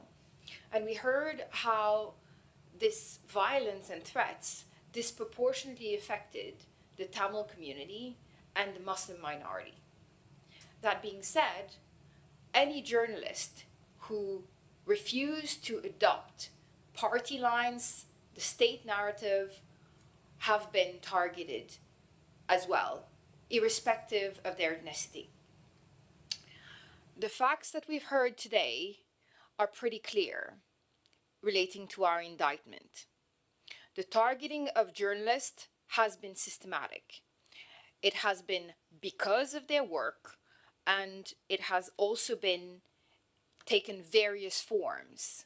Whether we're talking about murder, as in the case of Lasanta, abduction, tortures, harassment, houses being set on fire, violence against family members, disappearances to cover up evidence, litigation, and enforcement of legislations to persecute them, to ensure that everyone in the country and all the other journalists understand what are the consequences of speaking up against the government. Here, I really want to take the time to emphasize the secondary effects of these threats and violence. When other journalists, as we've heard today from Dilrukshi, when other journalists see what are the consequences of speaking up, self-censorship is achieved. They make sure that journalists are afraid enough to toe the line. And that is a very serious and intended consequence of this violence. We've also heard how there are commissions, presidential commissions, openly set out with a clear mandate to absolve and completely pardon military personnel involved in crimes. So the message is very clear. The message is one of complete, open, public impunity. Secondly, we've heard very clearly how the perpetrators in the case of the murder of Lasanta, but also in the cases of other journalists who've been abducted and targeted for threats and violence, the perpetrators are agents of the state. They are clearly, as the evidence we've heard, clearly belong to military intelligence. In fact, a specific unit specifically organized and aimed at executing these attacks. They clearly have planned the attacks. We've seen with the convoluted employment of tactics to hide the identity of who buys the burner phones. We've also seen how these units ultimately report to the Secretary of Defense, who at the time of the murder of Lasanta was Gotabaya Rajapaksa. At the same time, relating to our third count on the indictment, we've heard how the police units that are supposed to be running the investigations are also under the direct command of Gotabaya Rajapaksa. This leads to a situation where there's no separation of power anymore. The power is entirely corrupted and beyond any form of control or accountability. Interference happens at every single level. We've heard that even police officers who attempted at running investigations have been targeted. Beyond that, we've also heard from victims and the family members of the journalists how there is no recognition at all of the family members who are seeking justice. Quite on the contrary, they are subjected to threats, they are persecuted, and quite clearly the hand and the range of the state of Sri Lanka really reaches beyond its borders. We have heard from Bashana how he was persecuted, even as he was seeking refuge in exile in Germany. He received fake complaints against him. I also want to emphasize how this is not a matter of a specific regime. We have heard from Sandhya how all the regimes that have succeeded each other since 2005 have, to one extent or another, enjoyed the silencing of journalists in order to retain power. In the current context of these attacks and leading up to the violence that we're now seeing on the streets in Sri Lanka, we are faced with a very real question of this repression of criticism that leads to abuse of power and abusive leaders remaining in power through the commission of further and further and further crimes. There's a direct correlation between the failure to be able to criticize these governments, the failure to bring accountability, and the growing impunity and the growing sense of ability to commit more abuses. And yet, in the middle of all this, there's also hope.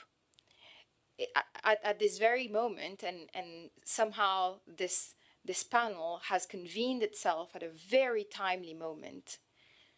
People in Sri Lanka are in the streets, but are being shot at. The very same president who, as we've heard, orchestrated the murder and attacks against journalists, has issued a shoot-to-kill order against civilians on the street. Yesterday, a new prime minister was appointed from a former regime as well. It is quite clear that in this situation, still in Sri Lanka, people are not able to voice their concern. People are still being shot at for showing dissent. And now this violence is directed not just at journalists, but at anyone who's showing dissent.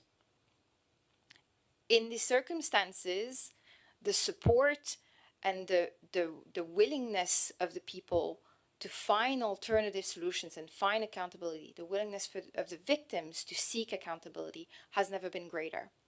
We have received a communique from 54 individuals, journalists who've publicly named, and 11 organizations who've shown their support openly to these proceedings, which a few months ago would have been a death sentence for them. We've seen victims and other witnesses who were formerly part of the state apparatus come forward and speak, including in some of the confidential statements that the panel has before it. So the willingness and the need for change is there, and the people are clearly emboldened by the desperation of the lack of accountability, but also by the moderation. There's a beautiful thing that we've heard from Sandia today. If someone like Sandia can find in her the ability to go across ethnic lines, across religious lines, and show moderation and tolerance, there is no reason why the other people in Sri Lanka who are facing such violence cannot get to the same point for accountability and for tolerance, for the ability to live together under, hopefully, a government that can be held to account to some extent. On this note, I invite the panel to consider the evidence before it. I understand that you will be afforded an opportunity to put further questions to Dilrukshi, whose statement was interrupted today due to connection reasons. So if there are any outstanding questions, there will be opportunities for this. On this note, I hand over to the judges for their closing. Thank you.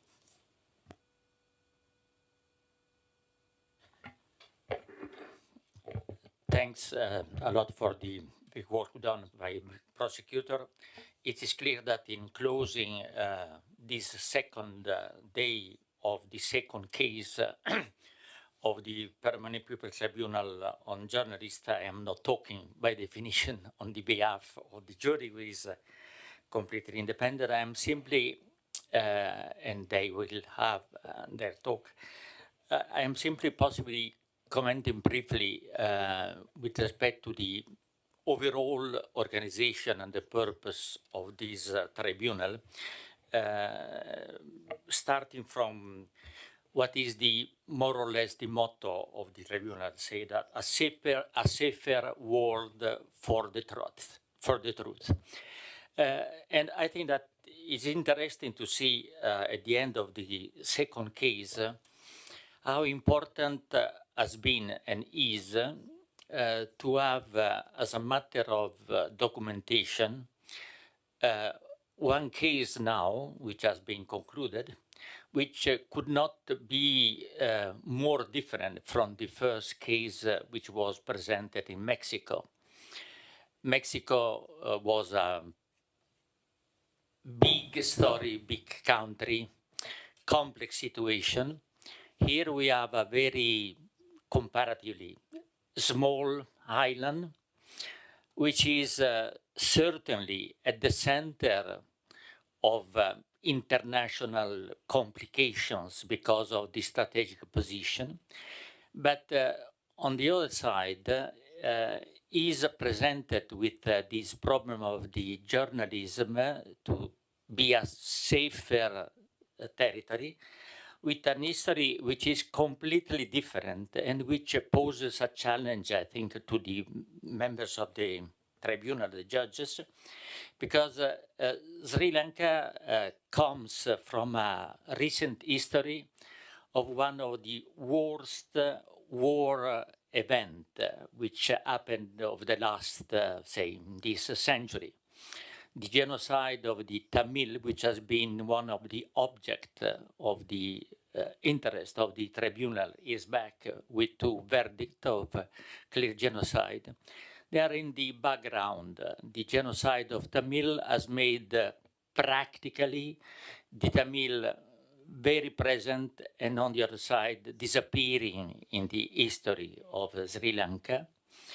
And on the other side, the clear systematic violation of the right to truth, which has been clearly cancelled with the war, is going on with the other root of the violence which is systematically applied in Sri Lanka, which is mainly corruption. The state interpretation of the Sri Lanka is just the opposite of a systematic state intervention, is a farcical interpretation of the state, is an history of a family, a long story of families which are being present and which are really, in fact, manipulating completely the history of the country. So I think that will be very important to see what would be the role of the tribunal and of the civil society in interpreting, on one side, the causes of what is happening in Sri Lanka, on the other side, the responsibility, and on the other side, which is more important for a tribunal, which is a tribunal of people, is not principally a criminal tribunal to condemn, because to condemn what is happening in Sri Lanka, as in Mexico, could be somehow systematically obvious. The problem is whether, as it was said, the universal jurisdiction is there to condemn universally, which is never the case, or is there just to possibly prevent a safer world for the truth. And I think that the challenge of the Permanent People's Tribunal is really to look forward for how to create the condition, the doctrinal, cultural condition, where the civil societies could be really the promoters beside the international law, but the principal promoters of what could be a safer world.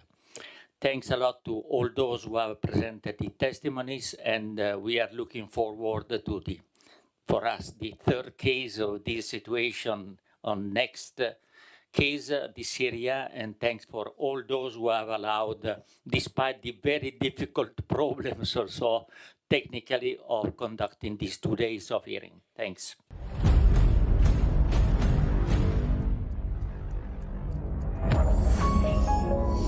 You're watching the Lifetraveler channel.